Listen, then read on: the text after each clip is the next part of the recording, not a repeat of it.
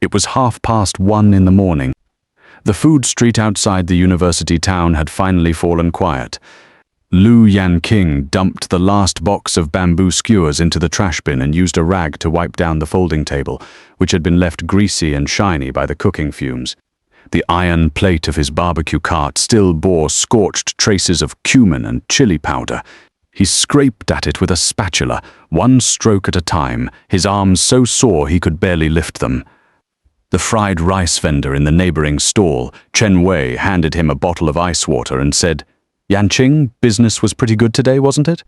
I saw you hadn't stopped since 7 in the evening." Yanqing took the water and gulped down a couple of mouthfuls. He said, "Not bad, I made about 2,000. Don't you still run food delivery during the day? You've been going non-stop like this for almost 3 months now. Can your body even handle it?" Yanqing did not answer. He lowered his head and pushed the barbecue cart into the iron shed deep in the alley, locking it up. His phone screen lit up. It was a payment reminder text from the hospital. 37 days remained until Shen Ruotang's scheduled surgery date, and the prepayment gap was still 68,000 yuan. For the past 3 months, he had slept only 4 hours a day. He left home at 6 in the morning to deliver takeout, finished at 3 in the afternoon, came back to sleep for 2 hours, pushed the barbecue cart out at 5:30 and closed the stall at 2 in the morning. After deducting rent and utilities, he could save a little over 20,000 every month, just enough to meet the surgery deadline. Chen Wei walked alongside him for a stretch and said, "What exactly is your girlfriend's illness?" "How can the surgery cost so much?" Yanqing said. "The doctor says there's a problem with her heart. She needs a valve replacement surgery. The imported materials are more expensive. What about that roommate of yours, the one called Zhou Yubai? Doesn't he work at a 4S dealership? Can't he help out a bit? His monthly salary isn't even enough for himself." Chen Wei let out a snort. "He said, the other day I was passing by downstairs at your place and I saw your girlfriend carrying a milk tea for Zhou Yubai, laughing as bright as anything. Has she ever smiled at you like that?" Yanqing's steps faltered for a second. He did not answer. The apartment he rented was on the 5th floor of an old residential building. There was no elevator. The light in the stairwell had been broken for over 2 weeks, and the landlord never came to fix it. He climbed upward in the dark. By the time he reached the 4th floor, his legs were already starting to tremble. The door swung open. The living room light was still on. Shen Ruotang was curled up on the sofa, wearing a loose white cotton dress, a thin blanket draped over her legs, playing a game on her phone. She did not lift her head when she heard the door open. She said, "Why are you only back now?" "I'm starving." Yanqing placed his keys on the shoe cabinet and said, "It's the weekend.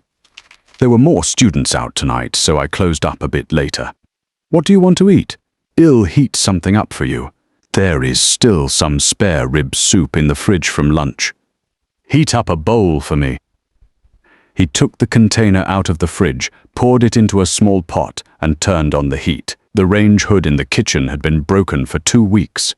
As the steam rose, the whole stove area filled with a greasy, oily smell.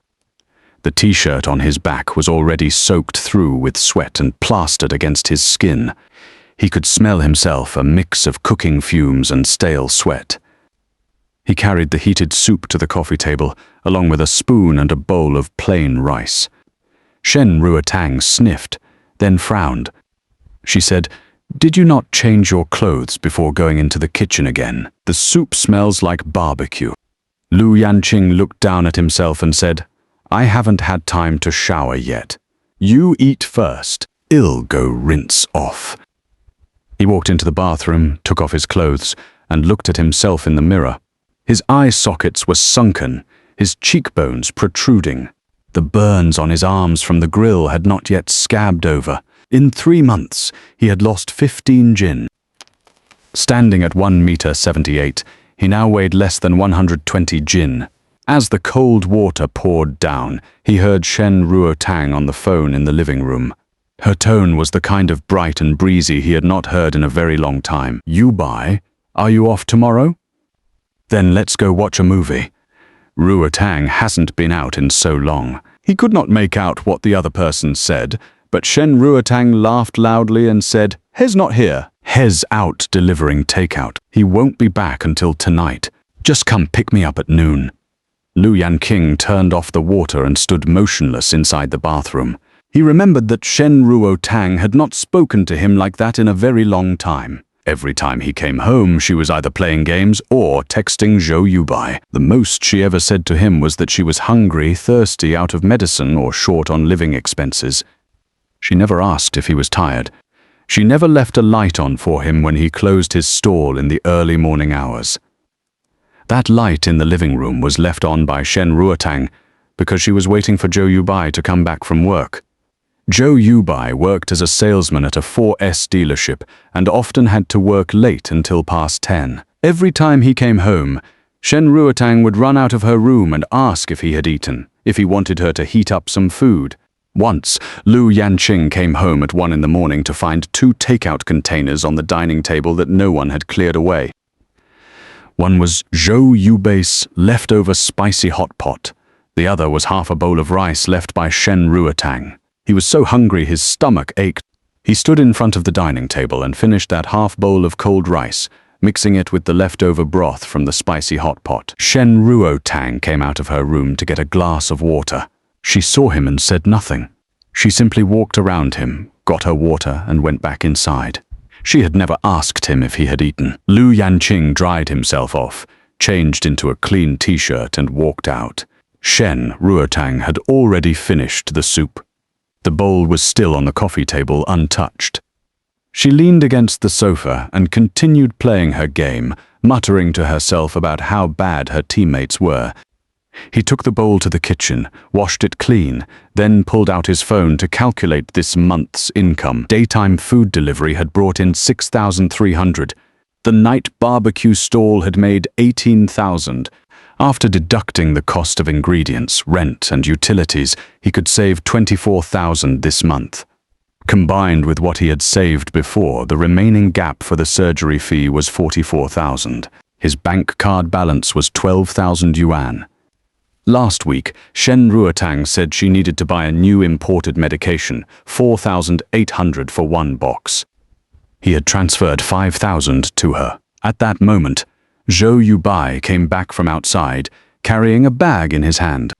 He wore a pale blue fitted shirt, his hair styled with gel into a fashionable shape, a faint woody cologne lingering around him.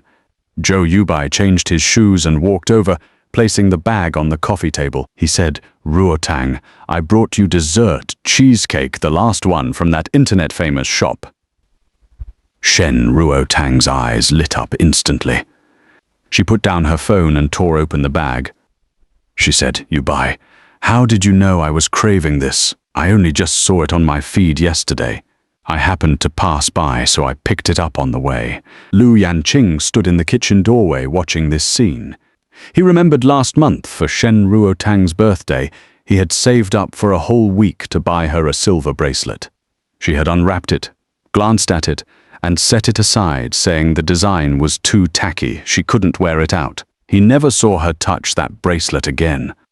But now he watched as Shen Ruotang took a photo of the cake Zhou Yubai had brought and posted it on her social media. The caption read, "A sweet night with 3 heart emojis." Lu Yanqing pulled his gaze back, picked up the mop, and began mopping the floor. When he mopped near the sofa, Shen Ruotang impatiently lifted her feet to let him pass, her mouth still chatting with Zhou Yubai about which movie to watch tomorrow. Zhou Yubai suddenly turned his head to look at Lu Yanqing. His tone carried a hint of hesitation.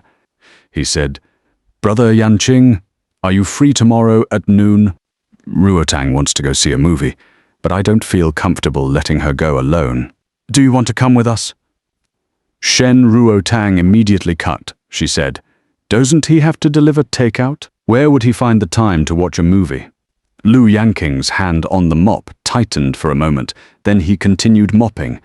He said, "Yeah, there's a lunchtime rush tomorrow with a lot of orders. You two go ahead." Zhou Yubai smiled and said nothing more. That night, after Lu Yanqing finished showering and lay down in bed, it was already close to 3 in the morning. His room was the smallest one, a space partitioned out from the living room. It had no window. In summer, it was stuffy as a steamer. From the next room came the faint sound of Zhou Yubai's gaming chatter and Shen Ruotang's laughter. The two of them had at some point gathered together again. He turned over and buried his face in his pillow. The pillowcase carried a smell of cooking fumes that no amount of washing could remove, just like the smell on him that he could never scrub away. His phone lit up. It was a message from Chen Wei. "Are you asleep?" "No. I heard from a hometown buddy who works at a hospital today.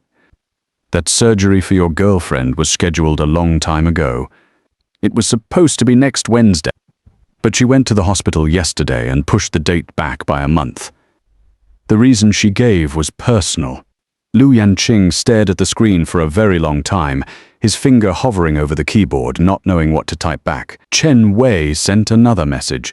"Yanqing, what exactly are you holding on for with her?" He did not reply. He turned off the phone screen and set it aside, lying with his eyes open in the darkness until the sky outside the window began to turn pale. At 5:45, the alarm rang. He got out of bed, washed his face, put on his delivery platform vest, and pushed his electric scooter out the door. As he passed Shen Ruotang's room, the door was slightly ajar. She was sound asleep, still clutching her phone. On the screen was her chat interface with Zhou Yubai. The last message was a good night sent by her. Yanqing pulled her door closed and turned to walk into the early summer morning of early June. That Saturday arrived without the slightest warning. Yanqing had closed his stall late the night before and only managed to fall asleep at 3 in the morning. He was jolted awake at 9 by the sound of car horns blaring from downstairs. He thought it was some neighbor moving house or renovating. He turned over, intending to go back to sleep, but the noise only grew thicker and more chaotic, mixed with the clamor of a large crowd. He put on his slippers and walked to the window to look down. The sight froze him in place. 12 Rolls-Royces were lined up in a single row, blocking the entire old alleyway solid. The bodies of the cars were so black they gleamed, and at the front of every vehicle stood the little silver spirit of ecstasy, glaring under the sunlight. At the mouth of the alley, several vans were parked, their sides emblazoned with TV station logos. Reporters carrying cameras and interviewers holding microphones were gathering in growing numbers downstairs. Yanqing's first instinct was that something terrible had happened. He spun around and ran toward Shen Ruotang's room. He knocked twice, and when no one answered, he pushed the door open directly. The room was empty. The quilt was folded neatly. On the bedside table, all the medicine she usually took and the water cup she used were gone. The wardrobe door hung open. Inside, only a few empty hangers remained. He ran to Zhou Yubei's room. It was equally empty. At that moment, the front door was pushed open from outside. Chen Wei came charging up the stairs, gasping for breath. He grabbed Yanqing by the arm and started dragging him downstairs, his words tumbling out like a string of firecrackers. He said, "Yanqing, get down there right now. Something huge is going on with your girlfriend. No, something huge is going on with your whole family." "What huge thing? Just go down and see for yourself. I'm telling you, you have to keep steady." Half pushed and half dragged by Chen Wei, Yanqing made it downstairs. The moment he stepped out of the building entrance, camera flashes rained down on him like a storm, bleaching everything in front of his eyes into white. He instinctively raised a hand to block the light. Countless overlapping voices flooded his ears. "That's him. That's the guy who was living with Miss Shen. Sir, what is your relationship with Miss Shen? Do you know Miss Shen's true identity?" Before he could even react, the crowd parted on its own, opening a path. Shen Ruotang walked out of the apartment building. Yanqing almost did not recognize her. Shen Ruotang was wearing a smoke-gray satin dress, the hem falling just to her calves, paired with silver high heels. Her hair had been meticulously done, cascading softly over her shoulders. On her left wrist gleamed a delicate diamond bracelet. She looked utterly different from the person who usually curled up on the sofa playing mobile games. She seemed as though she had been entirely reassembled, radiating from inside out an air of refinement that did not belong in this old alleyway. What made him freeze even more was whose arm Shen Ruotang was holding. It was not his. It was Zhou Yubai. Zhou Yubai had changed into a sharply tailored dark blue suit, his hair combed immaculately. He stood beside Shen Ruotang with his chin slightly lifted, his expression so natural as if he had always belonged there.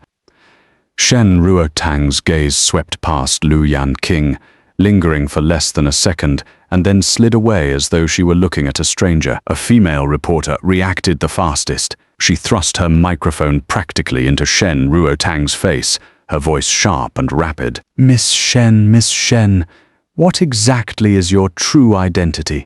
A middle-aged man in a black suit beside her stepped forward and answered on her behalf in a steady tone. "This is Miss Shen Ruotang, granddaughter of Mr. Shen Yanqing of the capital's Shen Group, the sole heir of the Shen family's third generation.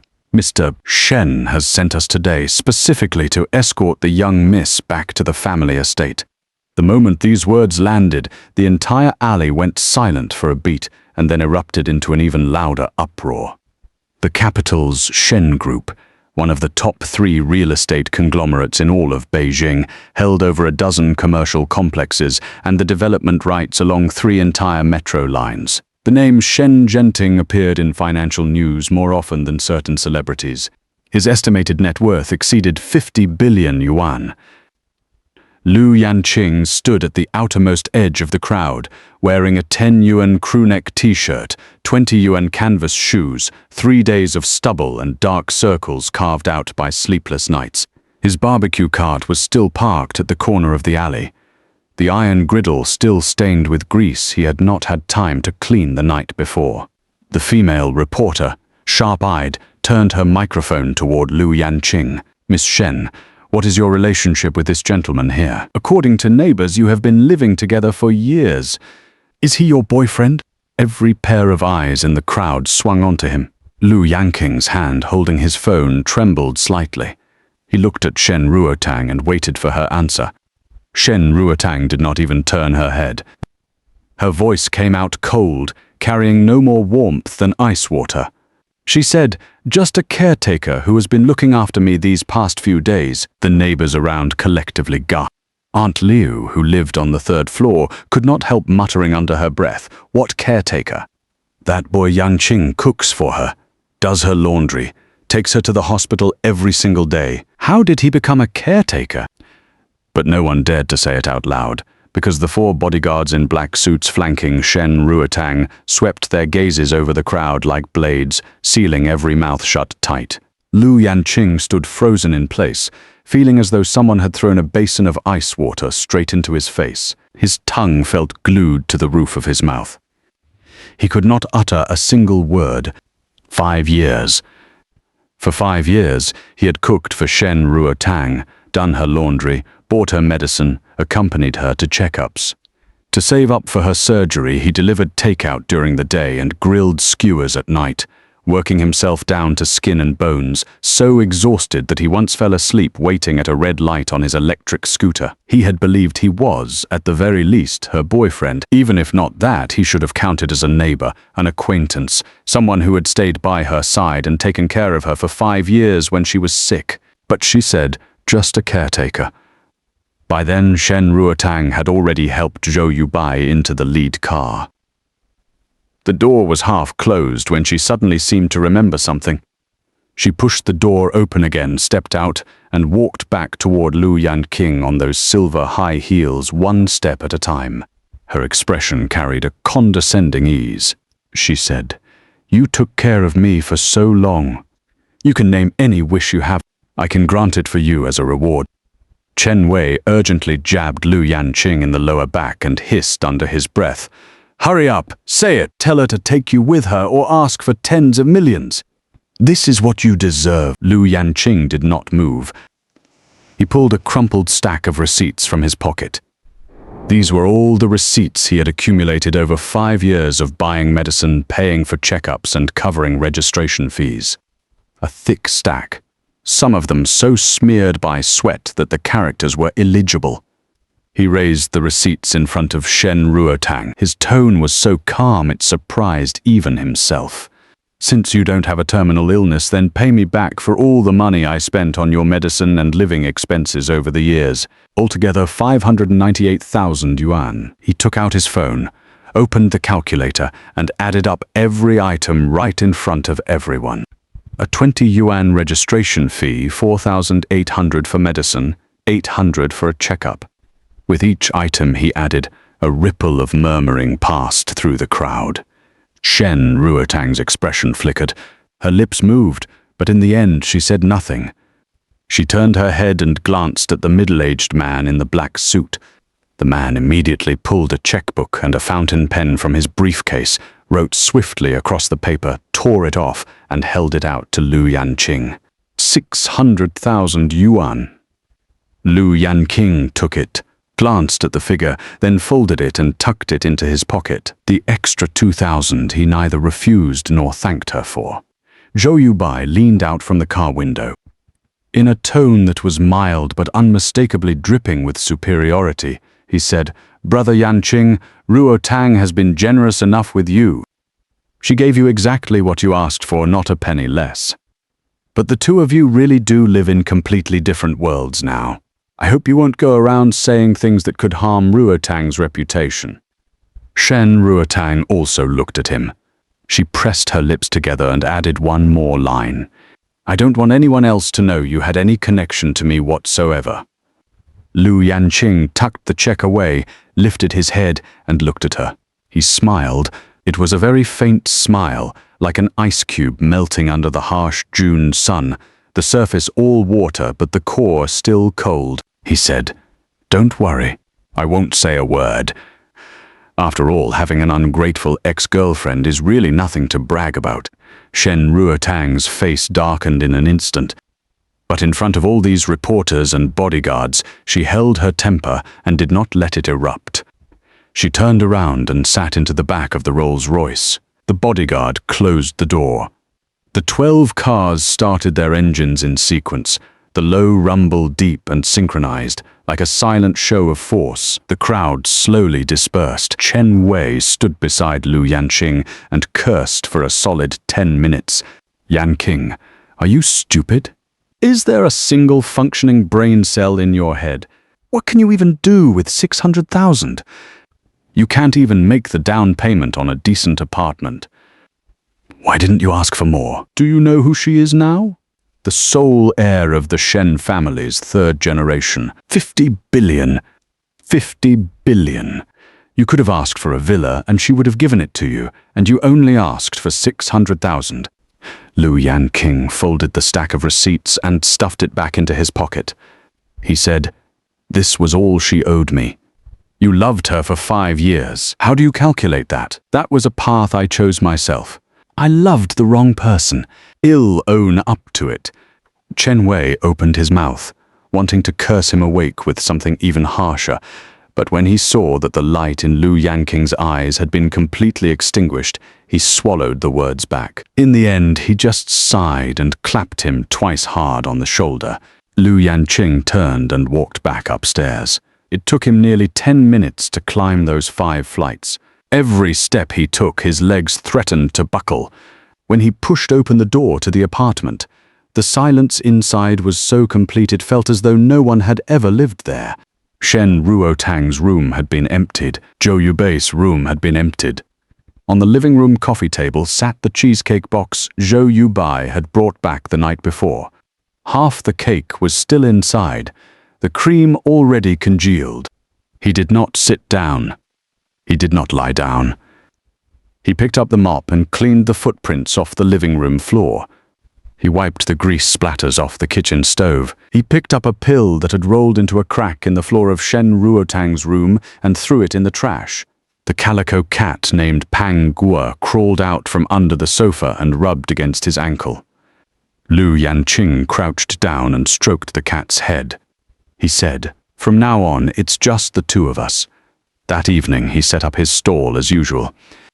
Some people recognized him and whispered among themselves in front of his stall, saying that this was the guy who used to be the Shen family heiress boyfriend, and now he had been dumped and was still here grilling skewers. He did not lift his head. He flipped the lamb skewers on the grill, brushed on a layer of oil, sprinkled cumin and chili powder. His movements were as practiced and steady as they had been every single night before. The check for 600,000 was locked inside the drawer of his bedside table. Combined with what he had saved himself, it was almost enough to buy a small 40-square-meter apartment out in the suburbs of Yanqing. He did not need a big place. Just a place that could shield him from the wind and rain would be enough. A home he could call his own. That was enough. Another week passed.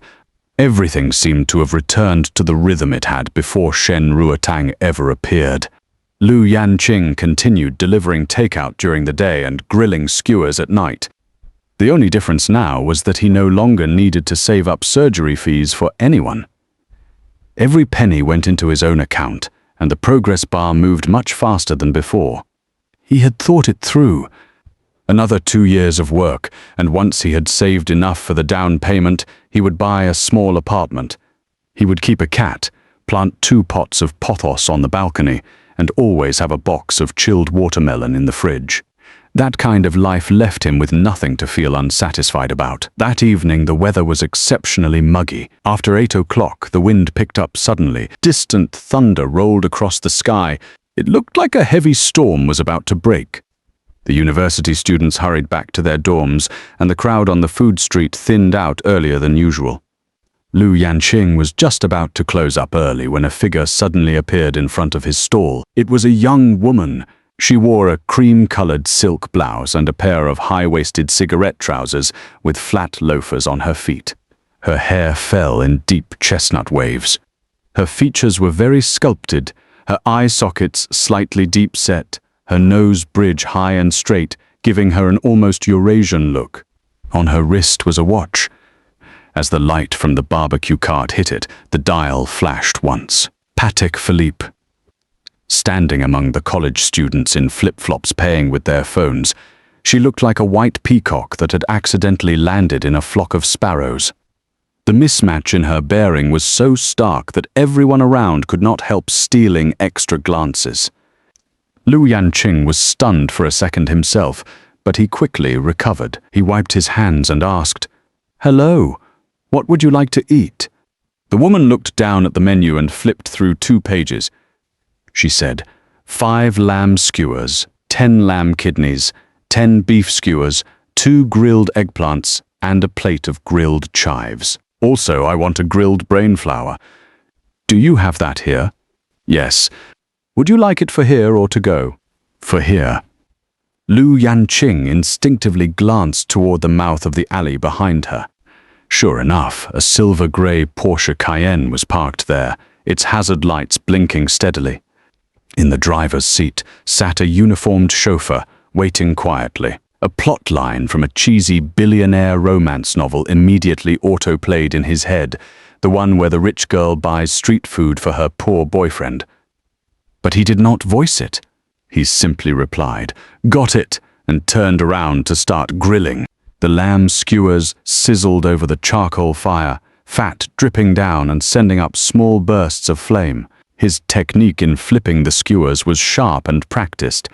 Left hand sprinkling cumin, right hand brushing chili oil, the rhythm nearly mechanical. He did not need to think. His wrists knew on their own when to flip and when to season. The woman sat at the small folding table. The disposable tablecloth in front of her kept being flipped up by the wind, and she used her phone to weigh it down.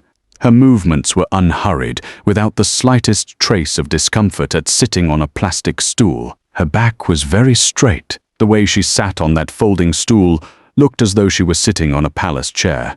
Lu Yanqing brought the grilled skewers over in several trips. On the last trip, when he brought the grilled brain flour, his forehead was covered in sweat. The back of his t-shirt was already soaked through. The woman picked up a lamb skewer and took a bite, chewing slowly. Then her eyes lit up. She sped up after that. The 5 lamb skewers were gone in 3 minutes. She picked up the lamb kidneys and, with an efficiency that did not match her appearance at all, devoured every last bit of the 300 yuan worth of barbecue on the table. Yanqing was beside her, wiping down the iron griddle. He saw this scene out of the corner of his eye and felt a shock. He had been grilling skewers on this street for 3 years. He had seen people who could eat, but he had never seen someone who could eat like this, especially a woman wearing a silk blouse and a Patek Philippe. The woman set down her last bamboo skewer, pulled a tissue to dab the corners of her mouth, then lifted her head and looked at him. She said, "The flavor is excellent. How is your cooking skill?" Yanqing's hands paused. He pointed at his own nose. "Are you asking me?" "Yes. My cooking is decent. Before I started running this stall, I studied professionally at a culinary school for 2 years. Upon hearing this, the woman pulled a business card from her LV handbag and held it out to him between 2 slender fingers. "In that case, would you be interested in coming to my home to work as my personal chef?" Yanqing took the card and looked at it. The card was matte, a light gray. Printed on it were a few lines: CEO and president of a group. The bottom line had a name, Pei Yanlan. He could not help but glance at the woman in front of him again. This person looked at most 25 years old, already the president of a group. He did not know if she had inherited the family business or was just exceptionally gifted. Or possibly she was a scammer. But he was a guy who grilled skewers for a living, whose entire net worth, bank card and cash combined, could not scrape together 20,000 yuan. There was really not much to be scammed out of. His expression turned a little complicated.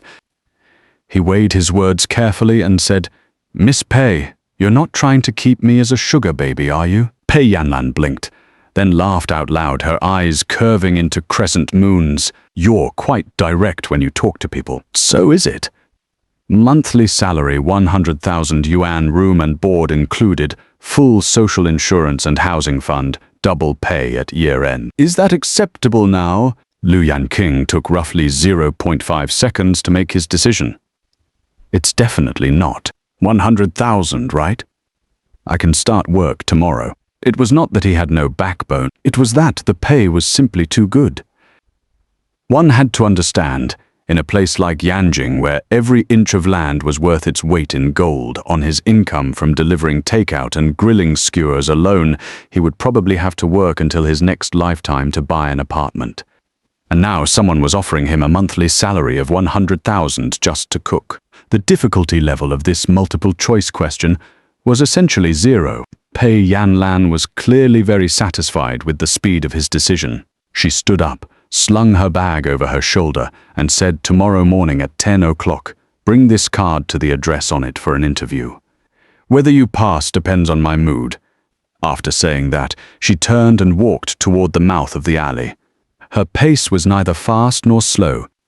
Her high heels clicked steadily over the potholed concrete, remarkably stable. The chauffeur, seeing her approach, got out ahead of time and opened the rear door for her. As the Porsche Cayenne started its engine, Yanqing noticed that on the back of the business card there was a handwritten line in a delicate script. "Tomorrow, don't forget to bring your ID and health certificate." He turned the card over a couple of times, thinking that this woman was surprisingly meticulous.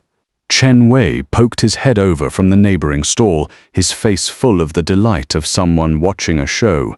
He said, "Yanqing, who was that beauty just now?"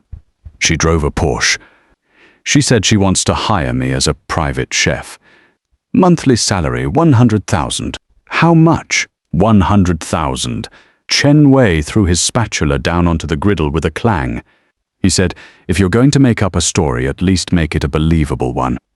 The next morning at 9:30, Yanqing followed the address on the card and found the place.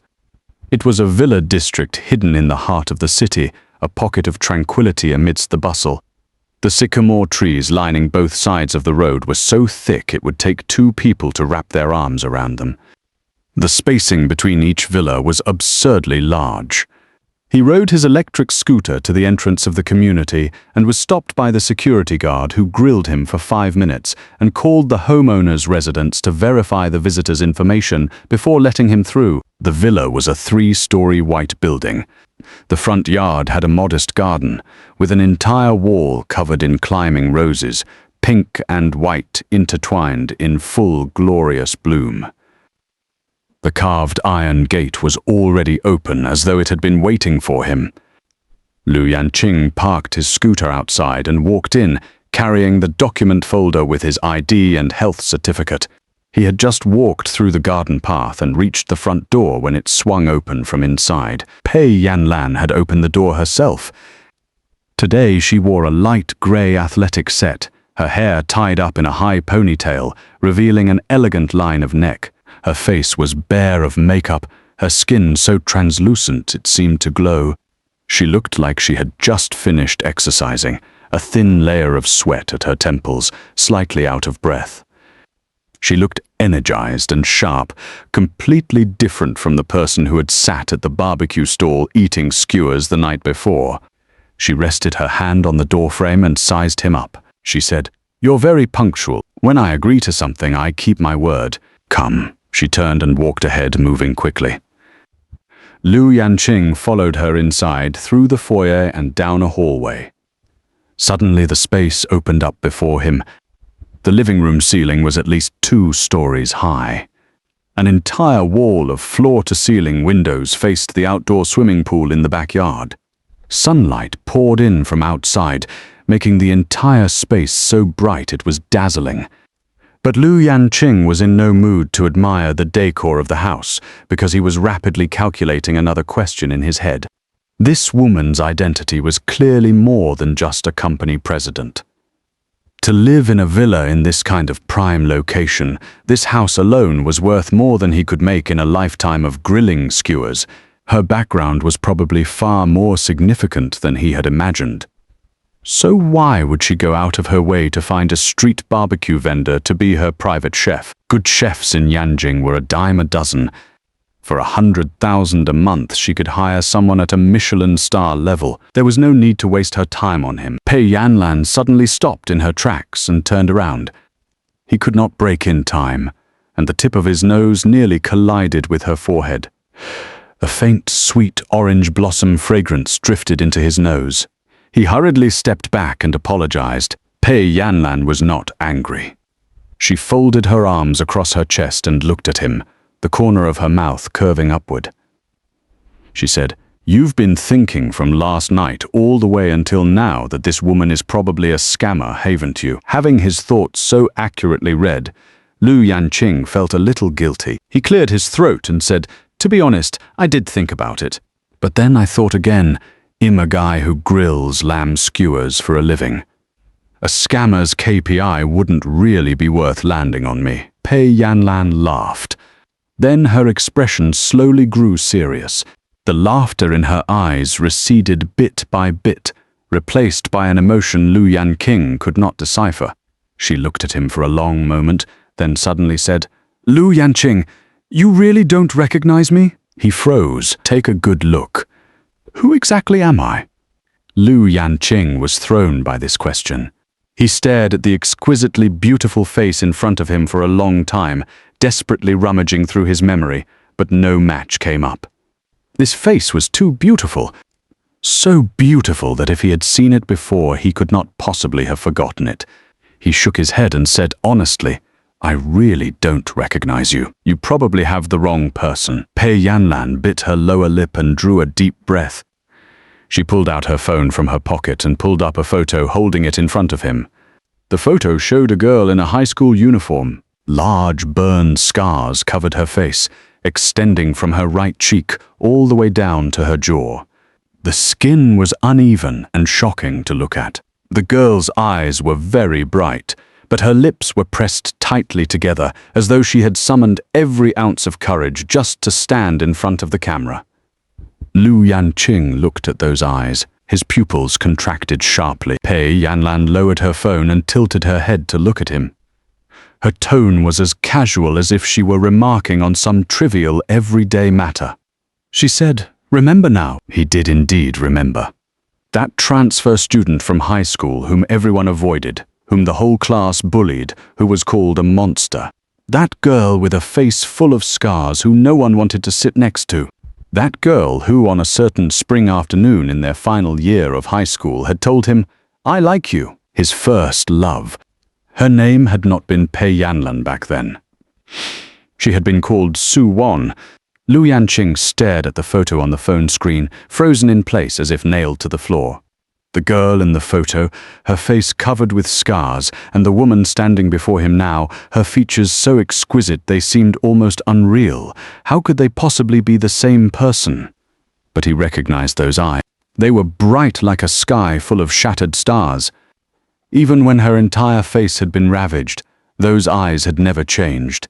Those were Su Wan's eyes. In the autumn of their second year of high school, Su Wan had transferred into their class. She caused a stir the very first day she arrived, because the right side of her face was covered with large burn scars, the skin uneven and mottled, the color dark in some patches and light in others, stretching from her cheekbone all the way down to her jaw.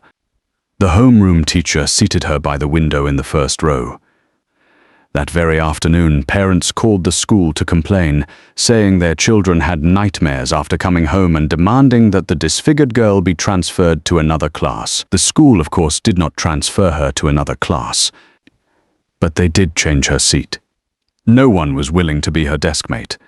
Her original deskmate went to the homeroom teacher crying, begging to switch seats, saying that every time she turned her head and saw Su Wan's face, she would have nightmares. The homeroom teacher asked the class 3 times if anyone was willing to sit next to Su Wan. The entire classroom was silent, every student pretending to do their homework with heads bowed. At that time, Yanqing sat in the corner of the back row against the wall. When he raised his hand, the homeroom teacher almost did not see him. The whole class burst into mocking laughter. Someone said, "Let the trash picker sit with the monster, a perfect match." Another voice added, "Anyway, he reeks of garbage too. What difference does it make whose smell he smells?" Yanqing had been raised by his grandmother, who supported them by collecting and selling scrap. After school, he helped his grandmother gather bottles, and he did always carry a faint, sour, stale smell that no amount of washing could remove. The boys in class nicknamed him Trash Boy. No matter how many showers he took, no matter how many times he changed his clothes, that nickname clung to him like it had grown into his skin. He ignored the laughter. He clutched the hem of his shirt and walked up to Su Wan, stammering, "Classmate Su Wan, can I sit next to you?" Su Wan lifted her head and looked at him for a long time, as if checking whether he was being serious. Then she nodded her head hard and said, "As long as you dare, I would love that." From then on, they were deskmates. Yanqing quickly discovered that Su Wan's grades were outrageously good. Every monthly exam she placed in the top 3 of their grade, especially in math, where she almost always scored a perfect mark. She began tutoring Yanqing, explaining a single math problem 3 times without any impatience, helping him revise his English essays word by word. Yanqing paid his tuition in the form of his grandmother's handmade zongzi. After every tutoring session, he would press a warm zongzi into her hands. Later, when street thugs outside the school bullied Su Wan, throwing stones at her and calling her a monster, Yanqing grabbed a baseball bat and charged at them. 1 against 5. He was beaten until his nose was bruised and his face swollen, but the 5 thugs did not come out unscathed either. One of them had his nose bone fractured by Yanqing's bat. After that, no one on the entire street dared to lay a finger on Su Wan again. In the spring of their final year of high school, Su Wan confessed her feelings to him. It was after evening study hall in the small grove behind the teaching building. She stood in the shadow where the streetlights did not reach and said those 4 words because the shadows could hide the scars on her face, could make her feel no different from any ordinary girl. "I like you." Yanqing said he would also apply to Tsinghua and Peking University to go to the same city as her. Su Wan smiled and hooked her pinky finger with his, saying, It's a promise. Whoever goes back on it is a puppy. In the end, the one who went back on it was him. The night before the college entrance exam application deadline, he was working a part-time job in the kitchen of a five-star hotel. Carrying a tray past a private dining room, he saw Su-wan through the crack in the door. She was sitting between a refined, middle-aged man and an impeccably well-maintained woman. Beside her was a young man in a white dress shirt with fine features and a bright smile, his teeth very white when he laughed. He overheard the people nearby murmuring, saying that this was the young miss of the Su family. Her face was ruined, but her family background was beyond reproach. The young man beside her was a match arranged by the family. Once she returned from her reconstructive surgeries abroad, they would be engaged. Yanqing stood outside that private room, a plate of lobster sashimi in his hands, his feet rooted to the ground, unable to move. He looked down at his chef's uniform, the sleeves stained with grease that would not wash out, the scent of ginger and scallions embedded in his nails. He and the world inside that private room were separated by an unbridgeable chasm. That night he returned to his dorm, opened the application portal, and changed his first choice from Tsinghua University to a second-tier college in a distant city called Rongcheng. Then he sent Su-wan a text message saying he had fallen for someone else. "Let's break up." After sending it, he turned off his phone, pulled out the SIM card, and left the city by train early the next morning. He had not dared to break up with her face-to-face. He was afraid that seeing Su-wan's eyes would make him soften, would make him unable to let go, would make him cast everything aside and stay. And if he stayed, he would only drag her down. What right did a broke boy who picked trash have to hold back the young miss of the Su family from her bright future? He thought these matters had been buried for a lifetime, never to be unearthed again. But now Pei Yanlan was standing right in front of him, looking at him with those eyes he would never forget as long as he lived. Pei Yanlan put her phone away and folded her arms across her chest. She said, "When you sent that breakup text back then, did you ever stop to think how I would feel?" Yanqing opened his mouth. His throat felt blocked by something. He could not make a single sound come out. "When I finished my 8th reconstructive surgery, the anesthesia had just worn off. My face was so swollen I looked like a pig's head, and I picked up my phone to send you a message, only to find you had blocked me." Pei Yanlan's tone was very calm, like she was telling someone else's story. "I lay in that hospital for 3 months.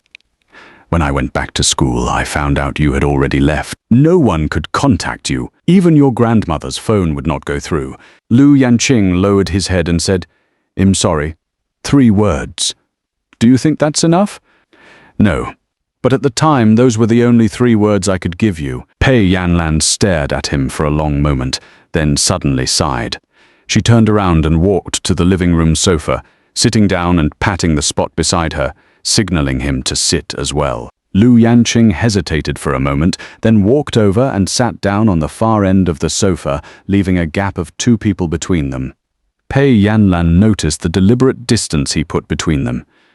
The corner of her mouth twitched, but she said nothing.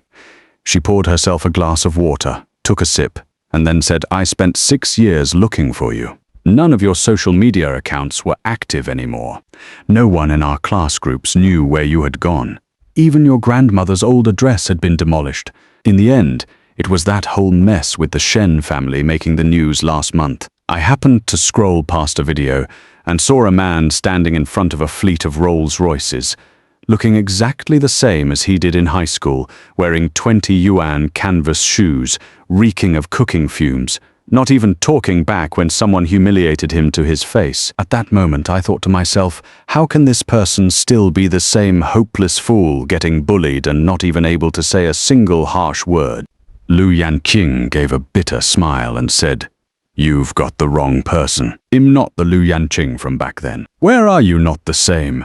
Back then, I dared to grab a baseball bat and fight for you. Now, I can't even win an argument." Pei Yanlan did not take up this line of conversation. Instead, she pulled a folder out from under the coffee table and slapped it down in front of him. Yanqing opened it. Inside was the location information of his grandmother's grave, his rental records from these past years, his delivery platform run data, and a copy of his barbecue stall business license. A thick stack, more comprehensive than anything he had organized himself. "Are you running a background check on me?" "I'm pursuing you." Pei Yanlan said it with absolute righteousness, not a trace of embarrassment on her face. "6 years ago you dumped me. Now I've found you. Do you really think I'm just going to let you walk away?" For a moment, Yanqing did not know what to say. He thought of the day Shen Ruotang had publicly called him a caregiver. He had felt that his life was probably just going to be like that no one would ever truly care about him. But now, here was a person who had spent 6 years, who had invested, who knew how much energy and resources just to find him. But he still voiced the question he had to ask. He said, "So that private chef job you mentioned earlier, monthly salary 100,000, is that still on the table?" Pei Yanlan was so exasperated she laughed. She said, "Yanqing, I'm confessing my feelings to you, and you're negotiating your salary? Two different things. Work is work. Feelings are feelings. They can't be mixed together. I insist on mixing them." She stood up from the sofa and looked down at him from her full height. She said, "Starting today, you live here. Your room is the second door on the left at the end of the upstairs hallway. The kitchen is on the right side of the first floor. Tomorrow morning at 7 o'clock, I want sweet shrimp steamed egg and freshly ground soy milk. As for the matter of feelings, this young lady has all the time in the world to slowly wear you down." After saying this, she turned and went upstairs. At the bend in the staircase, she paused and turned her head back, adding one more line. "By the way, my name now is Pei Yanlan. I took my mother's surname. I cut ties with the Su family a long time ago. If you call me by the wrong name, it's a 1,000 yuan deduction from your salary each time." Yanqing sat on the sofa, listening to the sound of her footsteps gradually fade down the upstairs hallway before he slowly came back to his senses. He looked around the living room, a space at least 20 times larger than the old apartment he rented. Beyond the floor-to-ceiling windows, the swimming pool glittered with dancing light. The stove in the kitchen was polished so bright it reflected his own image. He pinched his own thigh. It hurt. Not a dream. On the door of the second room on the left at the end of the second-floor hallway, a sticky note was pasted. On it, in Pei Yanlan's elegant handwriting, were 4 words, "Welcome home." He stood in front of that door and looked at those 4 words for a very long time. Then he carefully peeled the sticky note off, folded it, and placed it into his pocket. The next morning at 6:30, when Pei Yanlan came downstairs, she smelled a familiar sweet fragrance. She walked to the kitchen doorway and saw Yanqing standing at the stove in an apron, a wooden spoon in one hand stirring the steamed egg, the other hand chopping scallions on the cutting board. His movements were efficient and focused. He had not noticed her standing behind him at all. On the stove, a cup of freshly ground soy milk was already prepared, the temperature just right, not scalding. "Pei," Yanlan leaned against the doorframe and watched for a while, then said softly, "Morning." Yanqing turned his head and saw Pei Yanlan with her bare face and loose hair. He paused for a second before saying, "Morning. The steamed egg needs 2 more minutes." "No rush." She said no rush, but the speed with which she pulled out the dining chair and sat down rivaled someone claiming a seat in a crowded cafeteria. That morning, Yanqing made sweet shrimp steamed egg, scallion egg pancakes, stir-fried seasonal greens, and a bowl of millet porridge. Pei Yanlan ate every last bite, not even leaving a single shred of scallion. When she finished, she wiped her mouth and in the most casual tone imaginable said, "Friday night, accompany me to an event. Old Master Fu's birthday banquet. I need a male companion." Yanqing was washing the dishes. His hands paused for a moment. He said, "I'm not suited for that kind of occasion." "Who says you're not suited?" Pei Yanlan stood up and walked to the kitchen doorway, watching his back. She said, "With me by your side, you're suited." The faucet was still running. Yanqing kept his head down and did not speak, but the movement of washing the dishes visibly slowed. On Friday evening, a silver-grey Porsche Cayenne was parked outside the Pei family villa. Pei Yanlan's private styling team had been working in the living room for 2 hours. Yanqing had been surrounded by 3 stylists, fussed over to the brink of despair, and had nearly bolted out the door. The final result was worth it.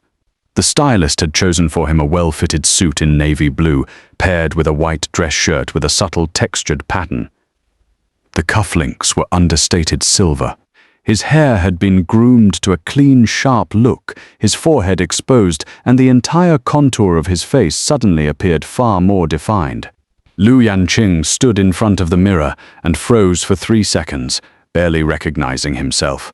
When Pei Yanlan descended the staircase, he froze for another 3 seconds. She wore a champagne-colored gown, the neckline elegantly simple, the waistline drawn high, the skirt just brushing the floor. Her hair was pinned up into a loose chignon, revealing a long, graceful neck and a pair of pearl-drop earrings. She wore light makeup. Her lip color was a deep rose-bean shade, making her skin look luminous to the point of glowing. Pei Yanlan walked up to him, looked him up and down and nodded with satisfaction. She said, "Not bad, I'll have face bringing you out." Yanqing said, "With you looking like that, the pressure is overwhelming. What are you nervous about? The protagonist tonight is Old Master Fu. No one will pay attention to you." In fact, the moment they stepped into the banquet hall, every gaze in the room swung toward them in unison.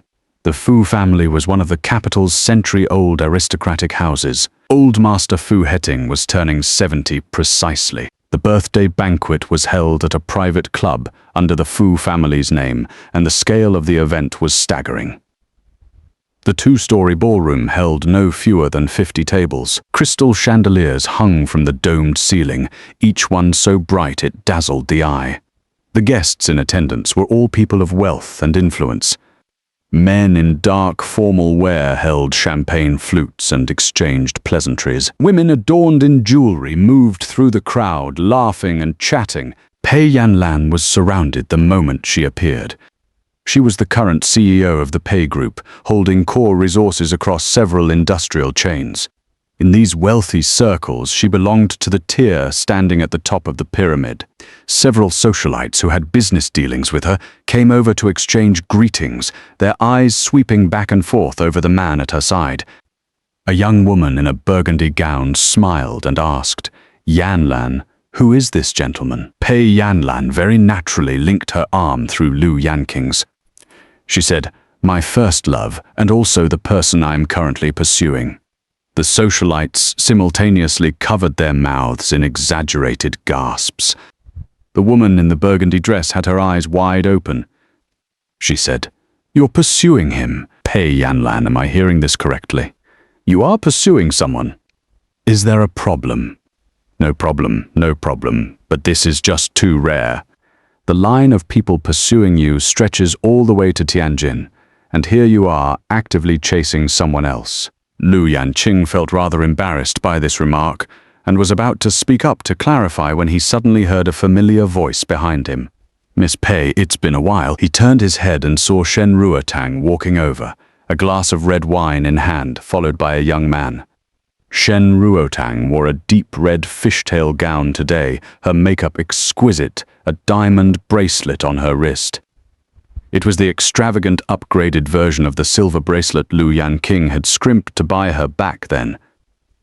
A polished social smile was fixed on her face. Her gaze moved from Pei Yanlan to Yanqing.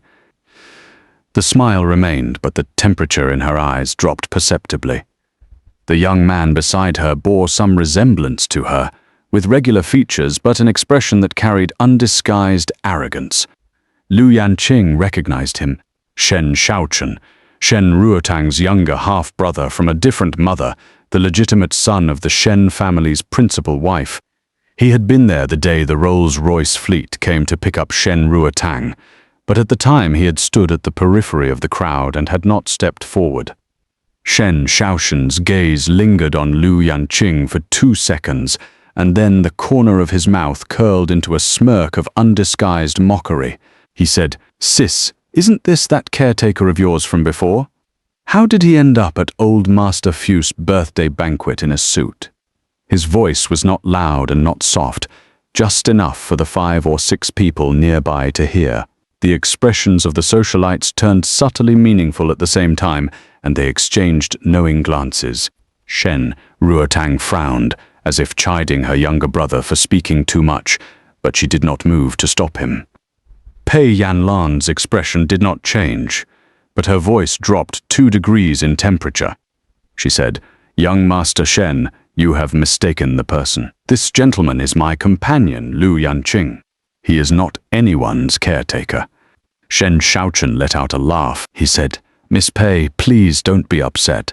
I meant no offense. I was just curious how someone who grills lamb skewers at a night market managed to blend into an occasion like this." "Oh, that's right, I remember now. Hez your private chef, isn't he?" "No wonder. It makes sense, following his employer around to broaden his horizons." The moment these words landed, the expressions of the surrounding guests who had been listening with pricked ears became even more colorful. The drama of a kept man freeloading off a wealthy woman was excellent tea-time gossip in any circle, and the fact that the person in question was standing right there made it all the more delicious. Yanqing's hand holding his wineglass tightened subtly, but he did not erupt, and he did not lower his head. He simply looked calmly at Shen Shaochen and said, "Young Master Shen is quite right. I did indeed grill skewers at a night market, and I am indeed Miss Pei's private chef. I earn my living by my own skills. I do not steal, I do not cheat. I fail to see what there is to mock in that." Shen Shaochen was momentarily choked by this neither servile nor overbearing response, and his expression soured. Shen Ruotang finally spoke up at this point. Her tone was indifferent, as if stating an objective fact. She said, "Yanqing, this kind of occasion really isn't suitable for you. Being here will only make things difficult for Miss Pei. Why don't you head back first? It would be better for everyone." As she spoke, her gaze did not linger on Yanqing for even an extra second, as if he truly were just an outsider who had accidentally stumbled into high society, not worth her wasting any more words on. Pei Yanlan was about to speak when Yanqing gently pressed her hand, signaling that she did not need to stand up for him. He turned to face Shen Ruotang directly, and at a volume everyone around could clearly hear, said, "Miss Shen, you are mistaken. My being here will not make things difficult for anyone, because I am here as Miss P's companion, standing beside her openly and honorably. As for whether you think I am suitable or not, that is your standard. It has nothing to do with me." Shen Ruotang's eyebrows lifted slightly, as if she had not expected him to talk back like this. She was about to say something when the lighting at the front of the banquet hall suddenly dimmed for a moment. The host's voice came through the sound system. "Honored guests, please take your seats. Old Master Fu will be arriving shortly." The crowd began to move toward their respective tables. As Shen Shaochen walked past, he threw out a sentence that only Yanqing could hear. He said, "Lu, I suggest you leave early tonight. You don't want to end up embarrassing yourself in front of old Master Fu. At that point, even Pei Yanlan won't be able to cover for you." Yanqing did not respond. Pei Yanlan held his arm as they walked toward the main table. She lowered her voice and said, "What you said just now was good." "I was about to start cursing on your behalf," Yanqing said. "Next time, you don't need to do it for me. I'll handle it myself." Pei Yanlan curved the corner of her mouth upward and said nothing more. After the banquet formally began, Fu Hetting entered the ballroom surrounded by a crowd. The old master had a full head of silver hair, but was hale and hearty, his back ramrod straight, a pair of eyes so bright they belied his 70 years. Beside him was his daughter, Fu Minghua, a dignified woman who appeared to be in her early 40s, dressed in a dark green qipao, her temperament serene as still water. Pei Yanlan led Yanqing forward to offer their birthday wishes. She presented a meticulously chosen gift, a Qing dynasty Duan inkstone of exceptional quality. The old master was very pleased, nodding repeatedly and remarking on their thoughtfulness. Then his gaze fell upon Lu Yanqing at Pei Yanlan's side. His smile suddenly faltered for a beat, as though something had snagged his attention. Fu Heting stared at Lu Yanqing's face for a full 10 seconds. The intensity of that scrutiny was so palpable that the people around them began to sense something unusual. Fu Minghua also followed her father's gaze. Her expression, too, shifted subtly. The old master spoke. His voice was a shade deeper than before. He said, "Young man, what is your name?" Lu Yanqing found it strange, but he answered honestly. He said, "Old Master Fu, my name is Lu Yanqing." "What do your parents do?" "I have no parents. I am an orphan. I was adopted as a child." Fu Heting's throat bobbed up and down. His hand resting on the table trembled slightly. He turned his head and murmured something to his daughter. Fu Minghua immediately took her phone from her handbag, stepped aside and made a call. Pei Yanlan, sharp as ever, sensed that something was off. She asked softly, "Grandpa Fu, what is the matter?" Fu Heting did not answer. Instead, he picked up a photo frame from the table and held it out for Lu Yanqing to see. Inside the frame was an old photograph. A little boy, around 4 or 5 years old, sat on the grass holding a paper airplane in his hand, laughing so wide that he showed 2 missing front teeth.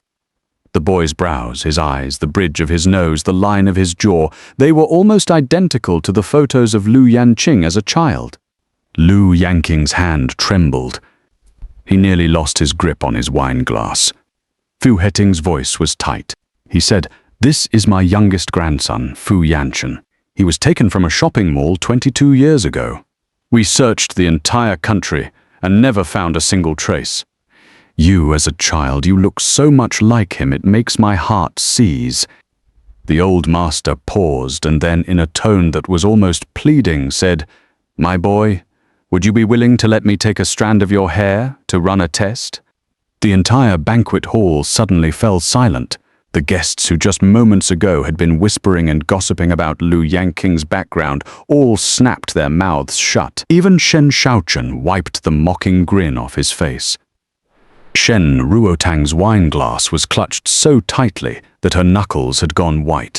Lu Yanqing looked at the photo of the little boy who resembled him so closely it was almost an overlay, then at the old master before him, whose eyes had already reddened. He drew a deep breath and said, "All right.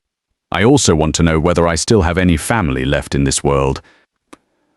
Fu Heting personally walked up to him and, with a trembling hand, plucked a single hair from his head. He carefully wrapped it in a tissue and handed it to his assistant, who had already hurried over. The old master did not lower his voice. In front of every guest present, he gave his orders, his tone brooking no argument. He said, "Take this to the testing center. Rush it through. I don't care how much it costs. I want the results within 2 hours." The assistant took the sample, turned, and ran out of the banquet hall at a trot. The atmosphere in the hall shifted from festivity to anticipation. Everyone was murmuring in low voices, their eyes constantly drifting toward Lu Yanqing. Shen Shaochen leaned close to Shen Ruotang's ear and said something. Shen Ruotang did not reply. She simply stared fixedly in Lu Yanqing's direction, her lips pressed into a thin line, her knuckles an unnatural white from the force of her grip on the wine glass. The 2-hour wait stretched on like 2 centuries. The birthday banquet's program continued, but no one's mind was on the dishes or the performances in front of them. The guests maintained polite, courteous conversation, toasting and exchanging pleasantries, but their eyes were all surreptitiously drifting toward the table where Lu Yanqing sat. Fu Heting, seated at the main table, barely touched his chopsticks. Occasionally he lifted his teacup for a sip, his gaze falling upon Lu Yanqing time and time again, as though appraising a long-lost treasure or as if confirming that his eyes had not been playing tricks on him. Lu Yanqing sat beside Pei Yanlan. On the surface, he appeared unruffled, but Pei Yanlan noticed that his hand beneath the table had been unconsciously twisting the napkin, his knuckles white. Pei Yanlan placed her hand over his and pressed gently. She said nothing. Lu Yanqing turned his head to look at her, drew a deep breath and let his hand relax. The atmosphere at Shen Ruotang's table was far less composed. Ever since the old master had taken the heir for the paternity test, Shen Shaochen had been restless, jabbing at the dishes with his chopsticks, a piece of squirrel-shaped mandarin fish reduced to mush on his plate. He kept his voice low as he said to Shen Ruotang, "Sis, tell me that guy isn't really from the Fu family. If he really gets recognized and brought back, how are we supposed to negotiate those real estate projects with the Fu family?" Shen Ruotang did not look at him. Her gaze remained fixed on Lu Yanqing.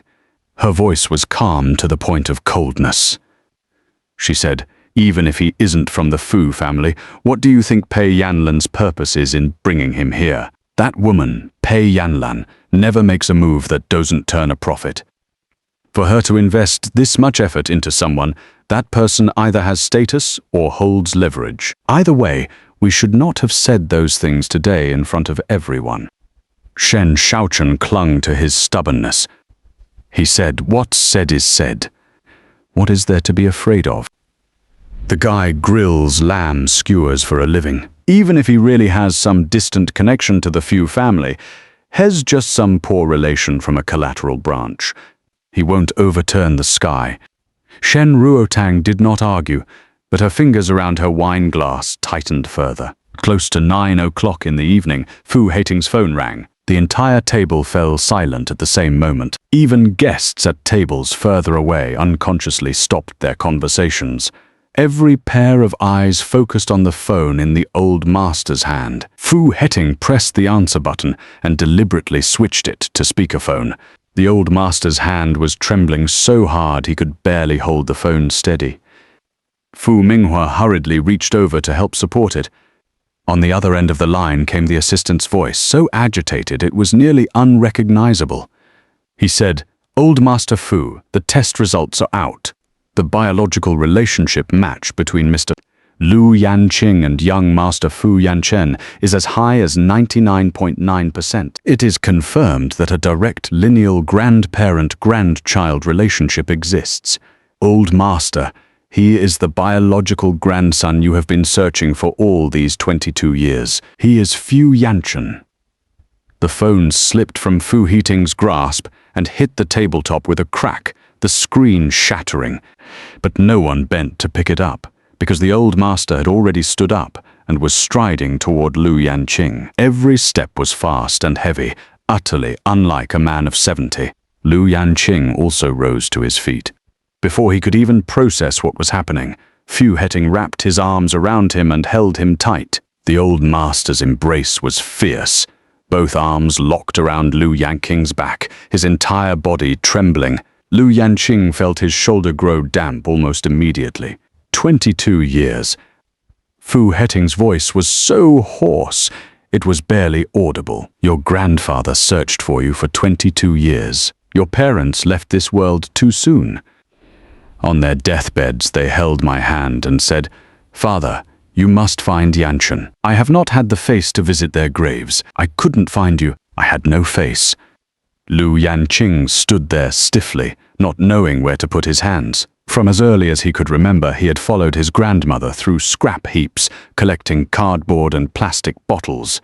He had always known he was a foundling, but he had never imagined he might have other family. He thought that old woman who picked through trash was his only family in this world. After she passed away, he was nothing but a weed with no roots growing wherever the wind blew him. But now, there was an old man holding him and weeping, saying he had searched for him for 22 years. He slowly raised his hands and placed them on the old master's back. His voice was tight as he said, "Don't cry. I never blamed anyone. My grandmother treated me very well. I didn't have it too bad." Fu Hating released him and stepped back half a pace. He cupped Lu Yanqing's face in both hands and studied him intently. Tears streamed down his wrinkled face, but the corners of his mouth were straining upward, laughter and tears tangled together. He said, "You look like your father. Those eyes especially. Your father was the same way. The sky could fall and he wouldn't make a sound. Swallowed every hardship and kept it in his belly. Fu Minghua also came over. Her eyes were red. She took Lu Yanqing's hand and refused to let go. She said, "Yanchen, I'm your aunt. When you were little, your favorite thing was riding on your father's shoulders while I took photos. Do you still remember? You loved candy so much your teeth rotted, and you still wouldn't let go of the sweets. Your mother chased you around every day trying to brush your teeth." Lu Yanqing shook his head. He did not remember. He had been only 4 years old when he was taken. The memories from before the age of 4 remained in his mind as nothing more than fragmented blurs. A patch of grass, a paper airplane, a woman with dimples when she smiled. Perhaps that was his mother, but he could not be sure. Fu Minghua pulled up an old photograph on her phone. It was a picture of a young couple holding a little boy. The man in the photo looked exactly like Lu Yanqing. The brows, the eyes, the bridge of the nose, the jawline, even the way the corners of his mouth curved up when he smiled. The woman was very beautiful, with 2 deep dimples when she laughed. The little boy in her arms was grinning at the camera and waving his hand, clutching a paper airplane. Lu Yanqing stared at that photograph for a very long time, then lowered his head and rubbed his eyes hard. Fu Minghua sent the photo to his phone. She said, "This was taken on your parents' 5th wedding anniversary. You were 3.5. Your father's name was Fu Yuanzhou. He was the old master's only son. Your mother's name was Song Qingru. She was a lecturer at Peking University. That winter, your father took you to the shopping mall to buy New Year's goods. He turned his head for just a moment, and you were gone. Your father searched for you for 7 whole years. In the end, a car accident took them both. Heaven didn't even give them the chance to live long enough to see you come home." By the time she finished speaking, Pei Yanlan's eyes had reddened too. She gently took hold of Lu Yanqing's hand and said nothing. She just held on very tightly. When the news spread to the other tables, the entire banquet hall exploded. The long-lost grandson of the Fu family, lost for 22 years, had been recognized right here at the old master's birthday banquet. The explosive power of this news was enough to make the front page of every financial and entertainment media outlet. Those who just moments ago had been secretly mocking Lu Yanqing as a kept man freeloading off a rich woman, their expressions were now each more spectacular than the last. Shen Shaochen's face had gone as white as the bone china plates on the dining table. He tugged at Shen Ruotang's sleeve, his voice hollow. He said, "Sis, he really is from the Fu family, and not from a collateral branch. Hez, the direct grandson, the only direct grandson of the Fu family." What this meant, everyone present understood perfectly well. The Fu Group was one of the oldest financial dynasties in the capital, its holdings spanning real estate, finance, healthcare, and new energy, its size at least a full magnitude larger than the Shen families. And old Master Fu had only one son, Fu Yuanzhou. After Fu Yuanzhou and his wife passed away, the only remaining member of the Fu family's 3rd generation was the long-missing Fu Yanchen. Now he had returned. The entire Fu empire would be his in the future. The color drained from Shen Ruotang's face bit by bit. She remembered that just 2 hours earlier, in front of a whole group of people, she had said that Lu Yanqing had no place at this kind of event, that he would only make things difficult for Pei Yanlan. Looking back at it now, the one who had truly been put in a difficult position was herself.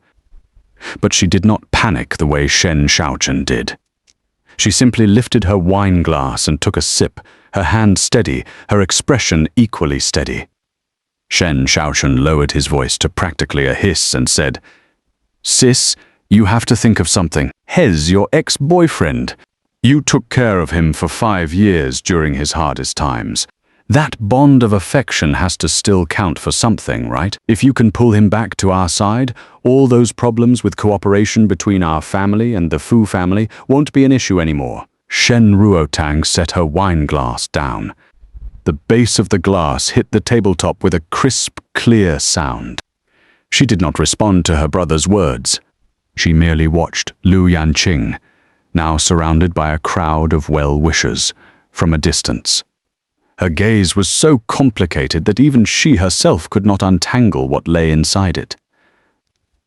On the other side, Fu Heting had already pulled Lu Yanqing down to sit beside him. The old master had cast off his earlier somberness. His entire face was glowing with vitality, as though he had shed 10 years in an instant. He raised his wine glass and stood addressing the entire room with a voice full of vigor. He said, "Honored guests, today is my 70th birthday. But I have an announcement to make that is far more important than celebrating a birthday. My grandson Fu Yanqing, the one I searched for 22 years, has finally come home today. From this day forward, he is the heir of the Fu family's 3rd generation. Everything that the Fu family owns will, in the future, belong to him." The entire room erupted in thunderous applause. Pei Yanlan sat nearby, watching Lu Yanqing being dragged around by the old master to be introduced to everyone, flustered and overwhelmed, but too polite to refuse, and could not help but smile. In a lull between the bustle, she leaned close to his ear and whispered, "From now on, do I have to call you young Master Fu?" Lu Yanqing turned his head to look at her. At a volume only the two of them could hear, he said, "No need. You can still call me Lu Yanqing. The name Fu Yanqing still feels too foreign to me. I'll need to get used to it slowly. Then take it slow. I'm in no hurry." Lu Yanqing looked at the undisguised joy in her eyes and suddenly felt that some part of his chest, a part that had been frozen for a very long time, was beginning to thaw little by little. At the other end of the banquet hall, Shen stood alone by the window, wine glass in hand. Outside the window lay the glittering, dazzling nightscape of Yanqing. She looked at her own reflection in the glass, and suddenly found that reflection terrifyingly unfamiliar. She drained the red wine in her glass in one go and turned toward the exit. Shen Shaochen chased after her and grabbed her wrist. She shook him off hard. "Sis, what exactly are you thinking?" Without looking back, Shen Ruotang said one sentence. "The thing I threw away with my own hands. How can I pick it back up?" In the half-month after the family reunion banquet, Lu Yanqing's life was turned completely upside down. Old Master Fu Heting moved with lightning speed. The very next day, he dispatched an 8-person team to the Pei family villa, solely responsible for arranging Lu Yanqing's daily affairs, identity transfer, family business orientation, and media relations. In the morning, Lu Yanqing was still in the kitchen steaming egg custard for Pei Yanlan, and by noon he had been dragged to the Fu Group headquarters to attend a board meeting. Sitting at the old master's right hand, he found himself staring at a room full of executives in suits. After 3 years of grilling lamb skewers, he could not understand 7 out of 10 technical terms in the financial reports. But he did not pretend to know what he did not know. He asked questions when he needed to, took notes when he had to, and filled an entire notebook. The old master watched all this from the sidelines and privately told Fu Minghua, "This child is even more solid and dependable than his father was. The Fu family has hope again." Pei Yanlan, for her part, remained thoroughly unruffled. Every day she went to work and came home as usual, ate the dinner Lu Yanqing cooked, occasionally commenting that Today's dish was a little too salty or too bland. She never proactively asked about the Fu family's affairs. But every time Lu Yanqing came back from a meeting with his head spinning from a pile of documents, he would always find a glass of warm water already steeped and waiting for him on the coffee table. One evening, Lu Yanqing could not help asking her, "Are you not afraid that the Fu family people will sideline me, and in the end I will have nothing, and your 100,000 yuan monthly salary will go down the drain?" Pei Yanlan was curled up on the sofa reading a financial report. "Without even looking up," she said, "even if you end up with nothing, you would still come back and make me that sweet shrimp steamed egg. What do I have to be afraid of?"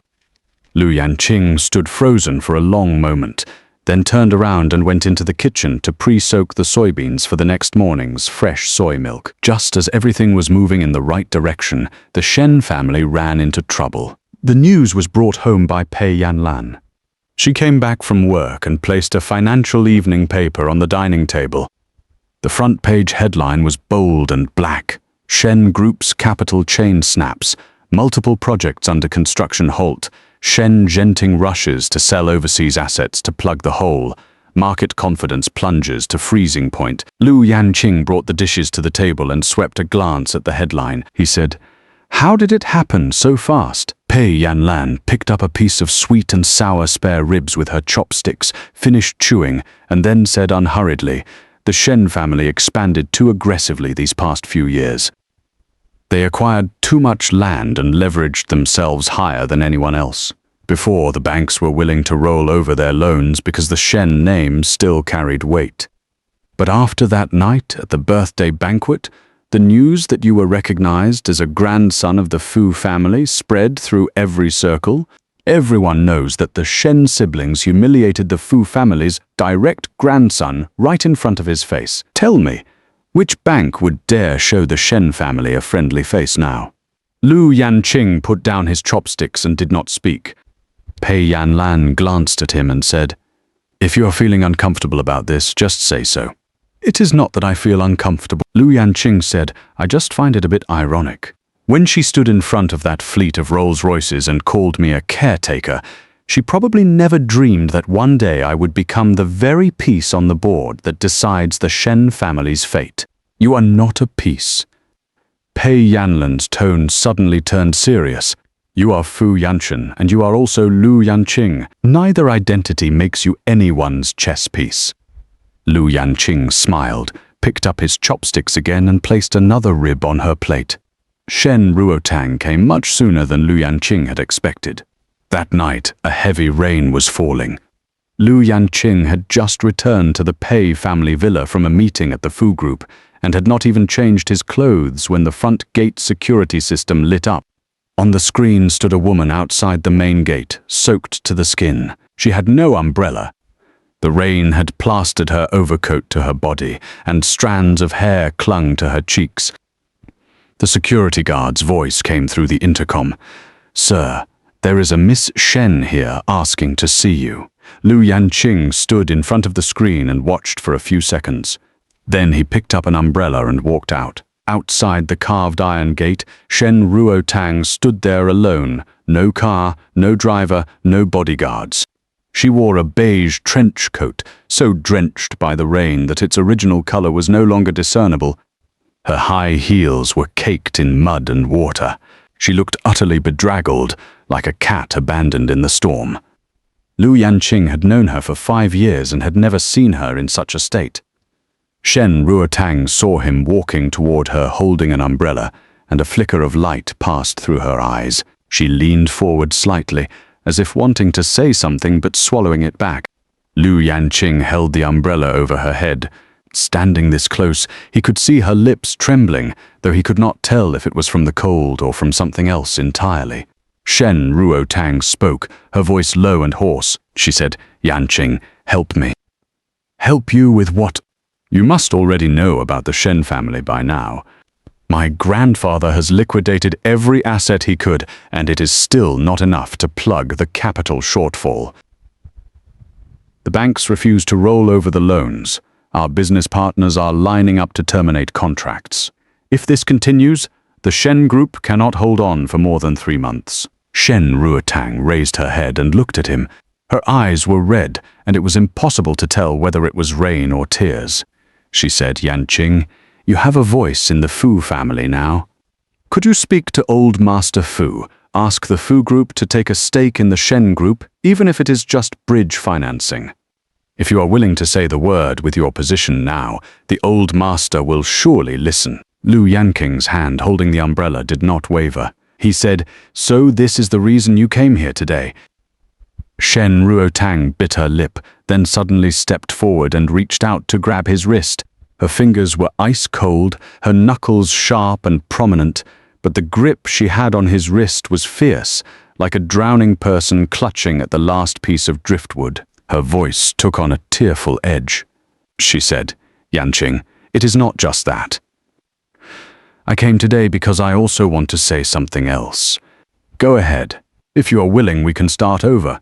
As Shen Ruotang said this, her eyes locked straight onto his, as if she were betting every chip she had on this single moment's gaze. She said, I can marry you. A marriage alliance between the Fu and Shen families benefits both sides. You know as well as I do that I have never forgotten you. Back then, when I did what I did, I had no choice. After I returned to the Shen family, I was not my own master. Lu Yanqing looked at her.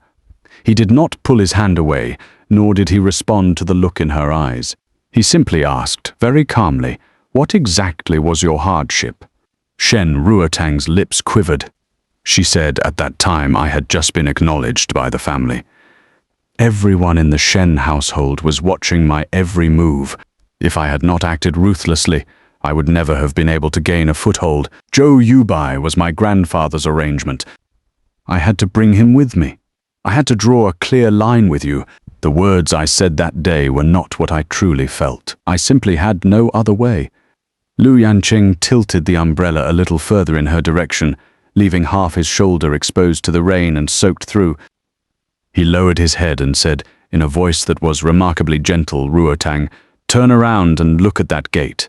Shen Ruotang froze, then followed his gaze to the carved iron gate behind her. Beyond it lay the Pei family garden, brilliantly lit. The climbing roses were bowed low under the pounding rain, but they still bloomed thick and dense, not a single blossom defeated. Lu Yanqing said, "Behind that gate, there is a person waiting for me to come home." She waited for me for 6 years. She searched for me for 6 years. Never once did she tell anyone that I was just a caregiver. Now you want me to open that gate and leave her inside alone. Do you think I can do that? Shen Ruotang's hand slipped from his wrist. She said, "Yanqing, I know I wronged you. But you cannot sentence me to death over a single sentence I said back then. 5 years of feelings, do you really not have a shred of them left?" 5 years of feelings. Lu Yanqing repeated the phrase, then looked at her and said carefully, "The day you stood in front of everyone and called me a caregiver, you zeroed out those 5 years with your own hands. The 598,000 yuan you owed me, your younger brother's check already repaid that. Beyond that, there is no other account left between us." Shen Ruotang stood rooted in place. Rainwater streamed down her cheeks. Her meticulously applied makeup had long since smeared, revealing the pallid, almost translucent skin beneath. She wanted to open her mouth and say something. Her lips moved, but not a single word came out. She suddenly realized that she had been wrong before, and spectacularly wrong at that. She had believed that as long as she lowered herself and came to plead with him, he would surely soften, because he was Lu Yanqing, the Lu Yanqing who had yielded to her every wish for 5 years, who had never once refused her. But she forgot one thing, that Lu Yanqing had been her boyfriend. The man standing in front of her now was no longer that person. The way he looked at her was still gentle, but within that gentleness there was no love and no hatred either. There was only a calm so absolute it made her feel cold all over. It was the way one looks at a stranger. Lu Yanqing pressed the umbrella into her hand and said his final words. His voice was soft, but every word landed as distinctly as a raindrop hitting the ground. He said, "Go home. The rain is heavy. Be careful on the way." Then he turned, pushed open the iron gate, and walked inside. He did not look back. The moment the gate clicked shut, the umbrella slipped from Shen Ruotang's hand and fell to the ground. A gust of wind caught it and flipped it inside out. It rolled across the rain-soaked pavement like a snapped black flower. As she crouched down to pick up the umbrella, she finally could not hold it in any longer. She covered her face with her hands and crouched there in the rain, sobbing. Rainwater poured into her collar and sleeves, so cold that her whole body shook. But what felt coldest was not her body. It was the hollow, gaping hole in her chest.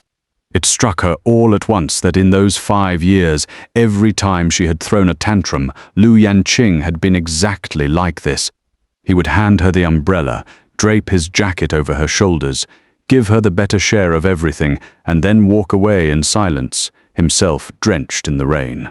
Back then, she had taken all of it for granted, had even found the smell of cooking fumes on him too offensive for her. Now she finally understood. It was not that Lu Yanqing was not good enough for her. It was that she had never ever been worthy of him. But it was far too late. Pei Yanlan was waiting for him in the living room. She saw Lu Yanqing walk in with half his body soaked through. She set down the document in her hands, rose, took a clean towel, and handed it to him. She asked nothing. Lu Yanqing took the towel and wiped his hair. He said, "You are not going to ask what I said to her. I am not asking." Pei Yanlan sat back down, opened her file and resumed reading. Her tone was as casual as if she were remarking on the weather. She said, "If you want to tell me, you will tell me. If you do not want to, my asking will not help. In any case, whatever she said to you, you are back now." That is enough.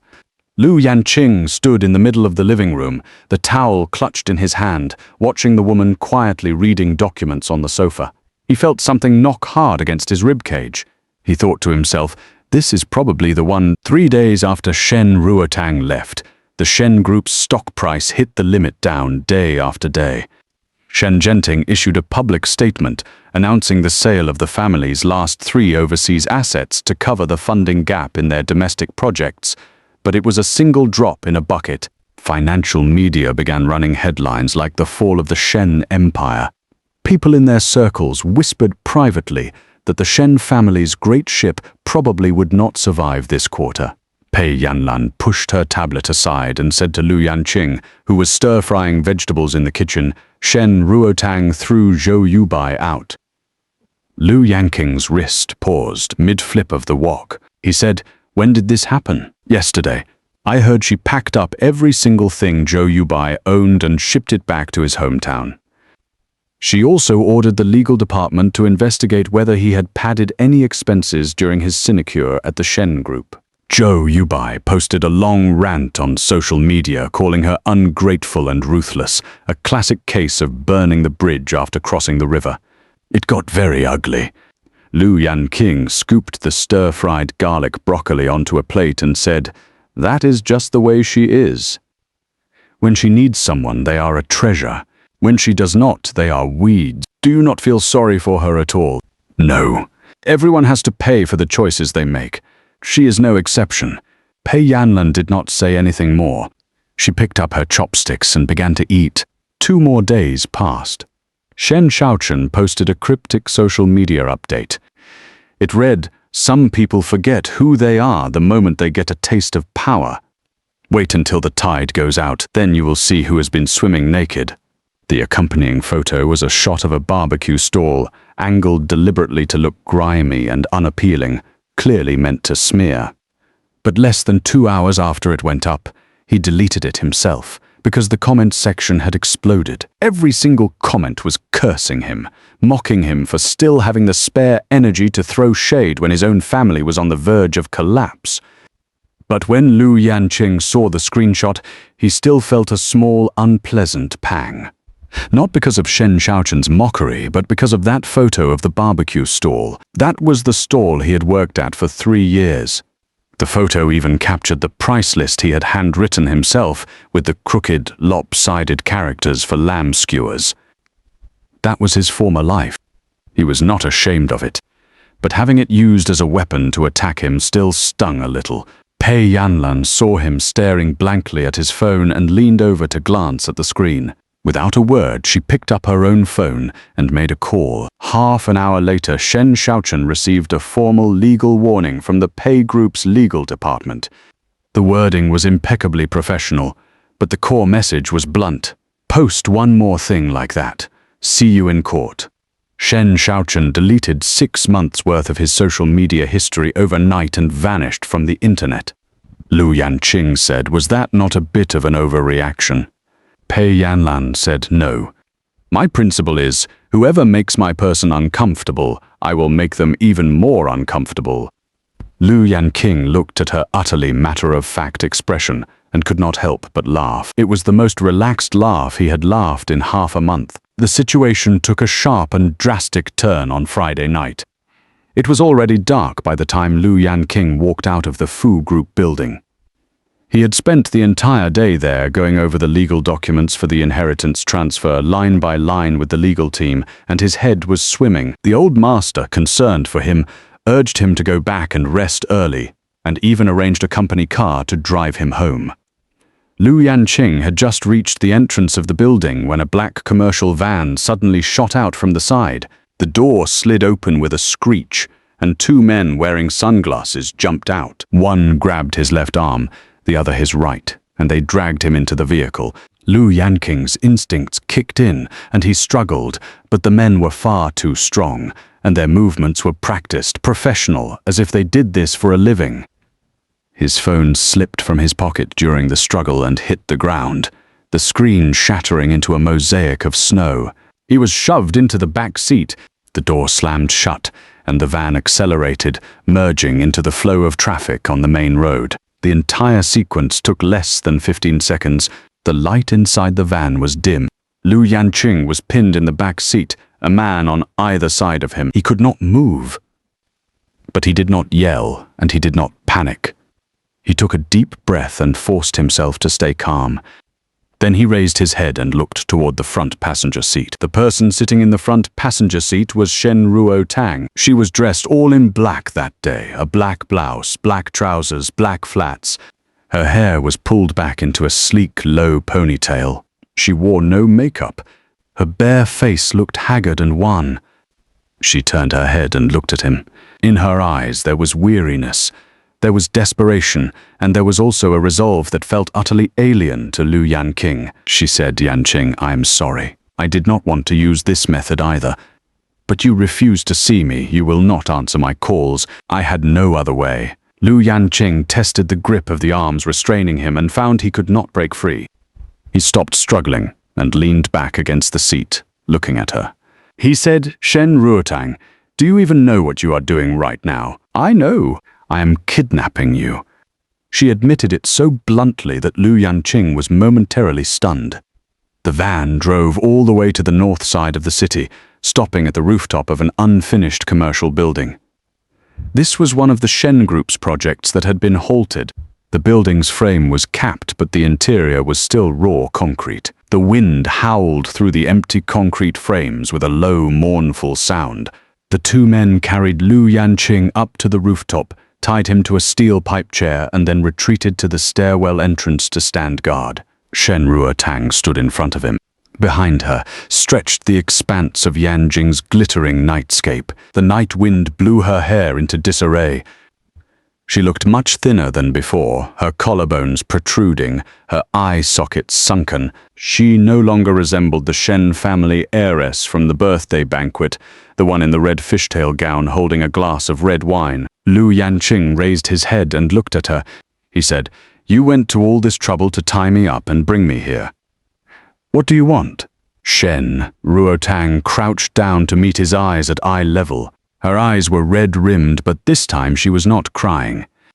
She reached out and grabbed him by the collar, her knuckles whitening from the force. She said, "Yanqing, you tell me honestly, why do you want to marry Pei Yanlan?" He asked in return, "Who do you think I should marry then?" "Me." Shen Tang practically screamed it. Her voice echoed several times across the empty rooftop. "We were together for 5 years." 5 years. "Who is Pei Yanlan anyway?" "She is nothing more than a little girlfriend you dated for a few months in high school. That face of hers is fake. It is all plastic surgery." I looked into her. She used to be surnamed Su. She was a monster with a face full of scars. How can you choose her? Are you finished? No. The hand clutching his collar was trembling. Her voice went from hysterical to a choked, almost pleading sob. "Yanqing, I do not believe you have absolutely no feelings left for me.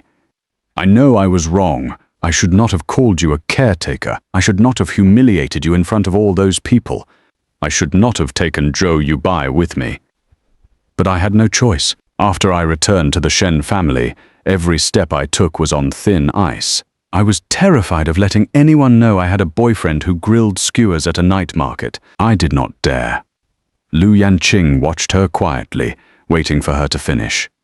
Shen Ruotang's tears finally fell, one drop after another landing cold on the back of his hand. Her voice broke as she said, "Just give me one chance, please. Let us start over. I do not want anything anymore. I do not even care about the Shen family's mess anymore. You once said you would give me a home. You said once you saved enough money you would buy a house and marry me. Have you forgotten all of that?" "I have not forgotten."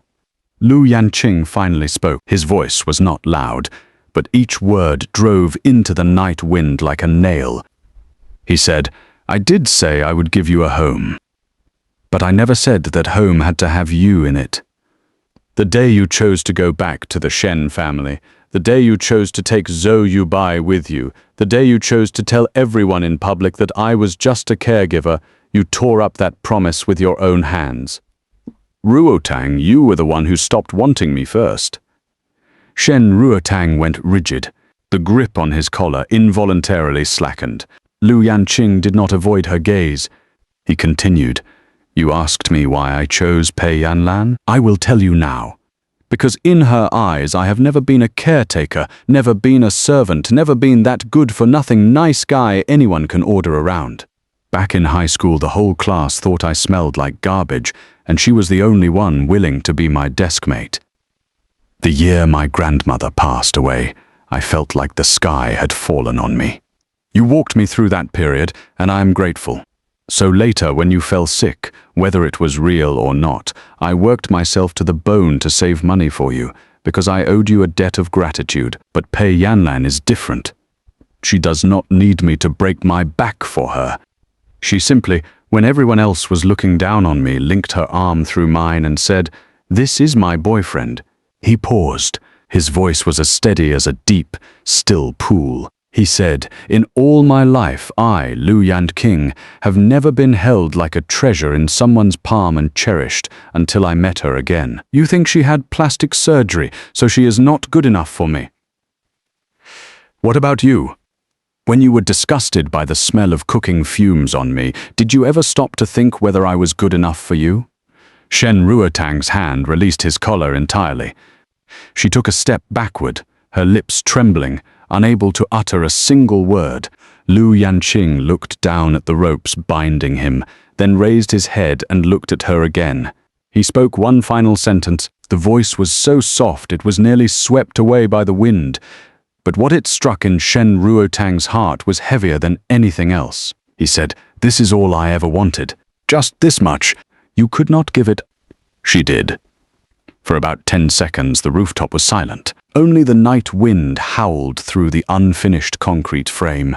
Shen Ruotang stood there motionless, like a statue hollowed of its soul. Lu Yanqing watched her expression shift from unwillingness to rage, from rage to despair, and finally settle into a complexity he could not read. Her eyes were still brimming with tears, but the corners of her mouth curved into an unbearably bitter smile. She said, "Lu Yanqing, have you truly never hated me? Not even once?" "No. You simply did not love me. That is not a crime. Your mistake was not that you did not love me. Your mistake was that, knowing full well you did not love me, you still took everything I gave for granted, and in the end, you would not even give me a decent goodbye." Shen Ruotang opened her mouth to argue, but discovered she had no defense to offer. What could she possibly say? That she had actually loved him all along, only she had been dazzled by the life of a wealthy heiress, blinded by the temptations of power. She did not even believe those words herself. How could she expect Lu Yanqing to believe them? She pulled a folding knife from her pocket and walked around behind Lu Yanqing to cut the ropes. The blade rasped against the nylon cord, a fine grating sound unnervingly distinct in the empty rooftop. The moment the ropes fell away, a ring of deep red welts was left on Lu Yanqing's wrists. He flexed his wrists to get the blood flowing and stood up. His legs had gone numb from being bound too long. He swayed once before steadying himself. Shen Ruotang put the knife away. She did not look at him. Her voice was rough, like it had been sanded down with grit paper. She said, "Go. There is an elevator shaft downstairs. The stairs on the right will take you down. I will not stop you. Lu Yanqing looked at her for a moment. He did not immediately turn to leave. He said, after you go back, turn yourself in. Turn myself in. Shen Ruotang let out a bitter laugh. She said, the Shen family is already finished. What difference does it make whether I turn myself in or not? It makes a difference. If you turn yourself in, at least you still have some sense of accountability. If you run, you end up with nothing at all. Shen Ruotang did not answer. She turned her head and looked out at the skyline of Yanqing in the distance. The lights of those skyscrapers flickered in the night, bright and dim like piles of money being set ablaze. After the burning, nothing remains but ashes. At that moment, from the street far below, came the piercing wail of police sirens. The sound grew from distant to near, louder and denser, until in less than half a minute it had surged right up to the base of the building. The red and blue lights of the police cruisers flashed, painting the unfinished tower in alternating washes of color. A voice through a megaphone called upward, "You on the rooftop, you are surrounded. Put down your weapon immediately. Do not harm the hostage." Shen Ruotang whipped around. The expression on her face went from blank shock to disbelief. She said, "When did you call the police? It was not me who called. Then, who was it?" Lu Yanqing glanced down at his shattered phone. The phone was indeed no longer on him. But the watch Pei Yanlan had given him was still on his wrist. It was a seemingly ordinary mechanical watch. On the side of the dial was an almost imperceptibly small button. When pressed, it would send out a real-time location and a distress signal. Pei Yanlan had given him this watch after the birthday banquet. At the time, she had only said offhandedly, "In the future, if anyone bullies you, press here and I will know where you are." He had taken it as a small token between lovers. He had not realized it was a literal life-saving device. He had pressed that button the moment he was dragged into the van. From the stairwell came the sound of rapid, disciplined footsteps. The first person to burst onto the rooftop was not a police officer. It was Pei Yanlan. She wore a thin trench coat. On her feet were still the flat slippers she wore around the house. Her hair was not even tied back. It flew loose around her shoulders in the wind, a tangled mess. Behind her came 6 or 7 fully armed police officers, every one of them with a hand resting on the sidearm at their waist. The moment Pei Yanlan saw Lu Yanqing standing there in one piece, she first let out a long breath of relief, then strode quickly over to him, grabbed his wrist, and turned it over to examine the welts. Her fingers were very cold. The chill made Lu Yanqing suck in a sharp breath. "Does it hurt?" "It does not hurt. Your wrist is marked up like this and you say it does not hurt." She released his wrist. When she raised her head, there was a fire in her eyes she could not fully suppress, though her voice remained controlled. She said, "Do you have any idea, when I got that location alert, my heart nearly stopped.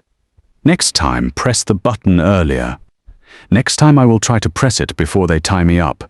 Pei Yanlan shot him a glare, then turned her head to look at Shen Ruotang. The two women faced each other on the rooftop for perhaps 5 seconds. The night wind lifted Pei Yanlan's loose hair. She stood there on the rough concrete floor in her flat slippers, face to face with Shen Ruotang in her black blouse and bare face. Her presence did not lose an ounce of ground.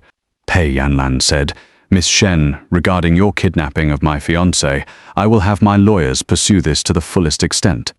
Shen Ruotang did not respond to this declaration of war.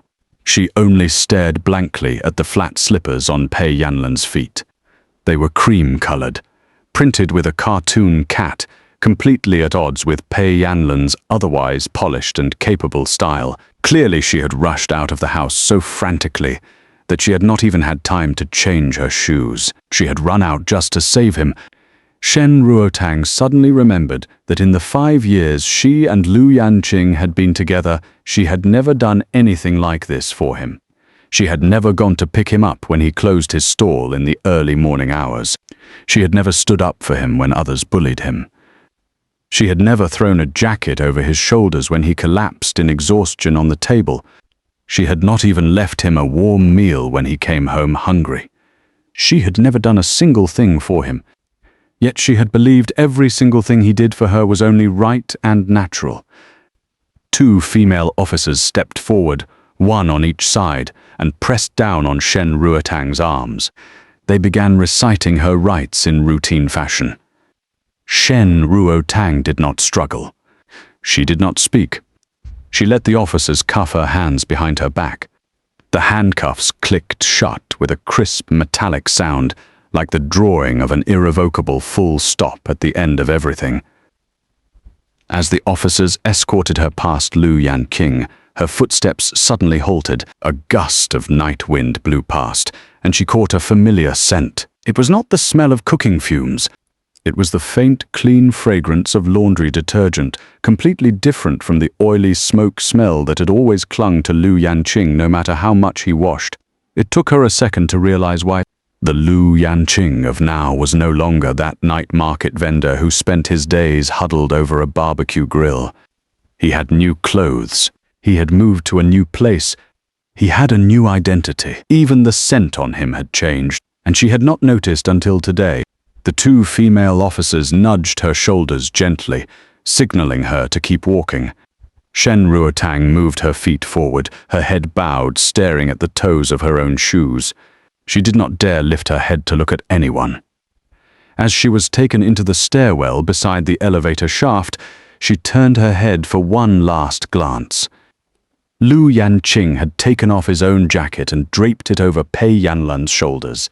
The gesture was completely natural, like something he had done 1,000 times. Pei Yanlan did not refuse. She pulled the jacket tighter around herself and reached up to straighten his collar for him. The 2 of them stood there on the rooftop, the city's sea of lights and the howling night wind at their backs. Shen Ruotang withdrew her gaze and disappeared into the stairwell with the officers. She finally understood what she had lost. It was not the Fu family's wealth. It was not the opportunity for a marriage alliance. It was not a network of connections that could have saved the Shen family. What she had lost was a person who would stand beside her when the whole world mocked her, who would drape his last jacket over her shoulders, who was clearly a fool who had nothing himself and yet was willing to give her everything. And she had called that fool a caregiver. Downstairs, the police cars, lights flashing red and blue, pulled away one after another. Pei Yanlan's driver brought the car to the base of the building. Pei Yanlan pulled Lu Yanqing into the back seat.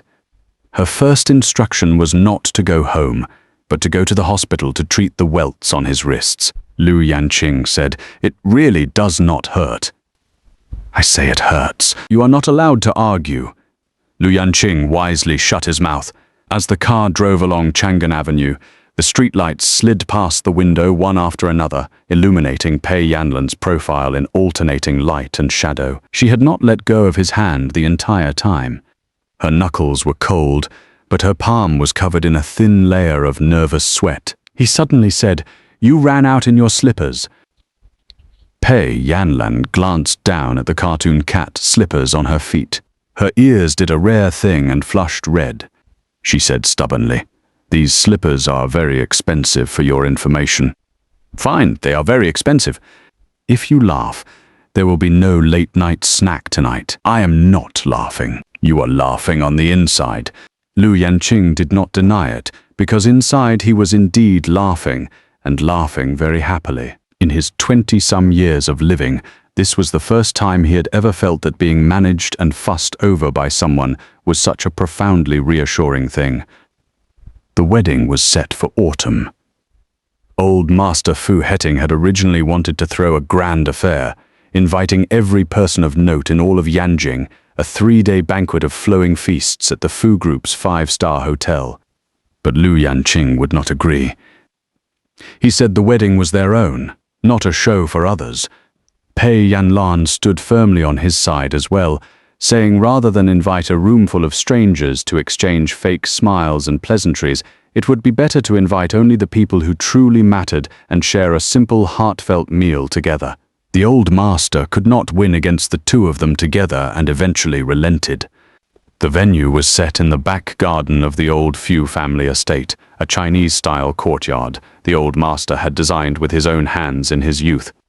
There was a rockery, a pond, a winding covered corridor, and an entire wall of wisteria. By autumn, the wisteria had long since passed its blooming season, but the trellis was thick with green leaves hanging in dense cascades. Sunlight filtered through the gaps between the leaves and scattered across the ground, dappled like a carpet of shattered gold. The guest list was trimmed to fewer than 50 people. Fu Minghua, representing the Fu family as host, busied herself with preparations for an entire week. Chen Wei sat in a corner wearing an ill-fitting suit, watching the courtyard fill with wealthy and influential strangers, so nervous his palms were sweating. But the moment he saw Lu Yanqing step out from the covered corridor in a custom-tailored suit, he could not stop the grin that split his face, showing all 8 of his teeth. This kid, he really made it, Chen Wei thought to himself, but he did not say it out loud, because he was afraid the moment he opened his mouth, the tears would come. For 3 years he had watched with his own eyes as Lu Yanqing slept only 4 hours a day, delivered takeout on an empty stomach, was cursed at by customers and penalized by bad ratings, was publicly humiliated by his ex-girlfriend. Those scenes replayed one after another in his head, like a movie that had been bitter for far too long and had finally, in the last 10 minutes, reached its reversal. That day, Lu Yanqing wore a dark grey 3-piece suit Pei Yanlan had custom-ordered especially for him. The cufflinks were a family heirloom gifted by Fu Hetting, a pair of antique silver buttons from the Qing dynasty engraved with the Fu family crest. His hair had been meticulously styled, and standing there in the morning light, he looked like a completely different person. But the way he smiled was still the same, utterly unpretentious, the corners of his mouth curving up with a touch of simple, good-natured warmth. When Pei Yanlan emerged from the other end of the covered corridor, the entire gathering fell silent. She did not wear the kind of layered, voluminous ball gown one might expect. Instead, she had chosen an incredibly simple white satin dress with clean, elegant lines. The neckline was a vintage off-the-shoulder design that revealed a pair of beautifully sculpted collarbones. Her hair was not pinned up. Only a single pearl hair clip held back one side, the rest cascading freely over her shoulders. She wore light makeup. Her lipstick was a soft, gentle rose bean shade. She carried a small bouquet of white lisianthus and walked step by step toward Lu Yanqing. Chen Wei could not help muttering under his breath, "A goddess descending to the mortal world. That is what this looks like." Fu Minghua, sitting beside him, heard and smiled as she patted his shoulder. Fu Hetting sat in the very center of the front row, dressed in a brand-new dark navy Chinese-style Mandarin jacket with coiled buttons, a crimson brooch pinned to his chest. The old master was in exceptionally fine spirits that day, his back ramrod straight. But his eyes had begun to redden the moment Pei Yanlan made her entrance. In a low voice he said to Fu Minghua beside him, "If your brother were still here and saw Yanqing marrying such a wonderful wife, I cannot imagine how happy he would be." Fu Minghua took her father's hand and said nothing. She simply squeezed it hard. Lu Yanqing stood at the end of the red carpet, watching Pei Yanlan walk toward him one step at a time. Sunlight fell through the gaps in the wisteria trellis, landing on her hair, her shoulders, the hem of her dress. Every beam of light looked like stage lighting designed with meticulous care, aimed at the one person in this world he most wanted to see. She walked up to him and stopped. She tilted her head and looked at him, a faint smile at the corner of her mouth. She said, "Lu Yanqing, are you nervous?" "I am nervous. My palms are sweating." "How useless. Yeah, whenever I run into you, I become useless." The officiant was an old friend of Fu Hetting's, a retired judge who spoke in a slow and measured manner, but with every word precisely enunciated. After he finished reading the vows, Lu Yanqing said, "I do first." His voice was steady, not a tremor in it. When it was Pei Yanlan's turn, she deliberately paused for 2 beats, just long enough that Lu Yanqing's brows nearly knotted together in anxiety before she smiled and spoke those 3 words, "I do." The entire gathering erupted in applause and cheers. Chen Wei led with a piercing wolf whistle and was promptly smacked on the head by his girlfriend beside him.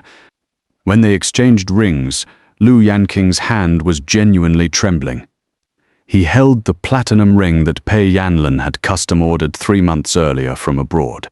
It took him 2 tries to slide it onto her ring finger. Pei Yanlan looked down at his clumsy, fumbling hands and smiled, and as she smiled, her eyes grew wet, but she did not let the tears fall. Instead, she leaned close and whispered something into his ear. "Lu Yanqing, from today onward, you never have to be anyone's caretaker again. You are my husband. You are the grandson of the Fu family. You are your own person. The steady, peaceful life you have always wanted, I will give it to you." Lu Yanqing drew a deep breath and held her hand tightly in his own. He said, "And I will give it to you too." At the exact same moment, the wedding bells began to toll 20 kilometers away in the Yanqing One Intermediate People's Court. The verdict in Shen Ruotang's kidnapping case was formally announced. The public gallery was sparsely occupied. Shen Shaochen sat in the back row, wearing a wrinkled grey coat, his face ashen, looking as though he had not slept in days. Shen Zhenting did not attend. He was currently under investigation for suspected economic crimes and needed permission even to leave his residence. Shen Ruotang stood in the defendant's dock, wearing the standard dark-colored prison vest. Her hair had been cut short. Her face was bare. She had lost so much weight that her entire frame seemed to have shrunk. She kept her head lowered as the judge read out the verdict. The charge of kidnapping was upheld.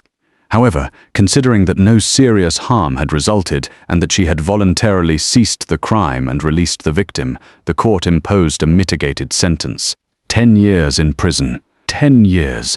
She repeated the number silently to herself. In 10 years, when she walked out of prison, Lu Yanqing and Pei Yanlan's child would probably already be in school. She would be a middle-aged woman, and every story connected to her would have been washed clean by the passage of time. The gavel fell with a crisp and decisive crack, like a full stop, like a door being shut forever. As the court officers led her past the gallery, Shen Shaochen rose to his feet, wanting to speak to her. A court officer stopped him. She shook her head at him. Her lips moved soundlessly, forming the words, "I am sorry." Sorry for what? Sorry for dragging the Shen family down with her. Sorry for dragging her younger brother into this mess, or sorry to the person she had wounded the most. She herself could not quite tell. In the corridor outside the courtroom there was a very tall window. Sunlight streamed through it and fell on the terrazzo floor at her feet, a bright expanse of shattered gold. She paused for a moment, squinting at that light. She suddenly thought of the sunsets many years ago in the alley outside the university town. Every evening when Lu Yanqing pushed his barbecue cart out to start his shift, the setting sun would stretch his shadow long across the ground. As he pushed the cart, he would turn his head and ask her, "What do you want to eat tonight? I will grill it for you." Without lifting her head from her phone, she would say, "Whatever." She had not known then that those ordinary, boring, unremarkable dusks were in fact the most precious things in her life, the things she should have cherished above all else. And now, she would never be qualified to have them again. She lowered her head and followed the officers through the iron door that led to the detention block. The sound of that iron door closing echoed through the empty corridor for a long time, like a gust of wind that scattered even the last trace of her into nothing. At the same time, in the back garden of the old Fu family estate, the newly married couple had just finished cutting the cake. Pei Yanlan used her fork to lift a small piece of cake to Lu Yanqing's mouth. Just as he opened his mouth to take it, she flicked her wrist and smeared the frosting right onto the tip of his nose. Lu Yanqing stood there, nose covered in cream, stunned for exactly 1 second before picking up his own piece of cake and launching a counterattack. Fu Heting, sitting nearby, was bent over laughing. Fu Minghua hurriedly raised her phone to snap photos. Chen Wei, glass raised high, roared from the side, Yanqing, you have to let her win. You cannot let the bride lose on her very first day. What do you mean, let her win? Pei Yanlan dodged and laughed at the same time. She said, "Since when have I ever needed anyone to let me win a fight?" Indeed, she did not. 3 minutes later, both sides of Lu Yanqing's cheeks were generously coated in cream. He raised both hands in surrender. After the chaos subsided, the two of them sat together on the bench beneath the wisteria trellis, leaning against each other. They were covered in cake crumbs and cream smears. Their formal wear was hopelessly rumpled. Neither of them cared. Lu Yanqing suddenly said, "What you said earlier about giving me a steady and peaceful life, did you mean it?" "Of course I meant it. But you are the CEO of a major corporation. How can that kind of life possibly be peaceful?" Pei Yanlan rested her head on his shoulder and closed her eyes. She said, "Peace and steadiness do not mean a life without turbulence. They mean that no matter what happens, the two of us are together. You stir-frying vegetables in the kitchen while I read documents beside you. You in a meeting while I brew tea for you. You on a business trip while I pack your suitcase. That kind of life to me is peace." Lu Yanqing did not answer right away. He held her hand in his palm, his thumb brushing back and forth over the ring on her finger. The metal of the band had been warmed by body heat to a gentle, solid warmth. After a long while, he spoke. His voice was very soft, as though he were afraid of waking this afternoon that was so beautiful it felt almost unreal. He said, "When I was little, my grandmother told me that life is just a road. Some people walk on sunlit avenues, others cross single-log bridges," she said. "Yanqing, do not be afraid. No matter which road you take, as long as you keep walking forward, you will eventually see the sun." Back then, I did not believe her. I thought my whole life was destined to be spent grilling skewers in that alley, that the sunlight would never reach someone like me. And now I believe her. Lu Yanqing lowered his head and pressed his lips to the crown of her hair. His voice dropped so low it felt meant only for her heartbeat to hear. He said, "My son is right here." Pei Yanlan did not reply. She simply held his cream-smeared hand even tighter. The late autumn wind rustled through the wisteria trellis, blowing a few early fallen leaves to their feet. The bronze wedding bell at the end of the red carpet still quivered faintly in its afterring. The sunlight, now slanting from its noon height toward the west, poured in and covered the entire red carpet, bright and luminous, like a long river of flowing light.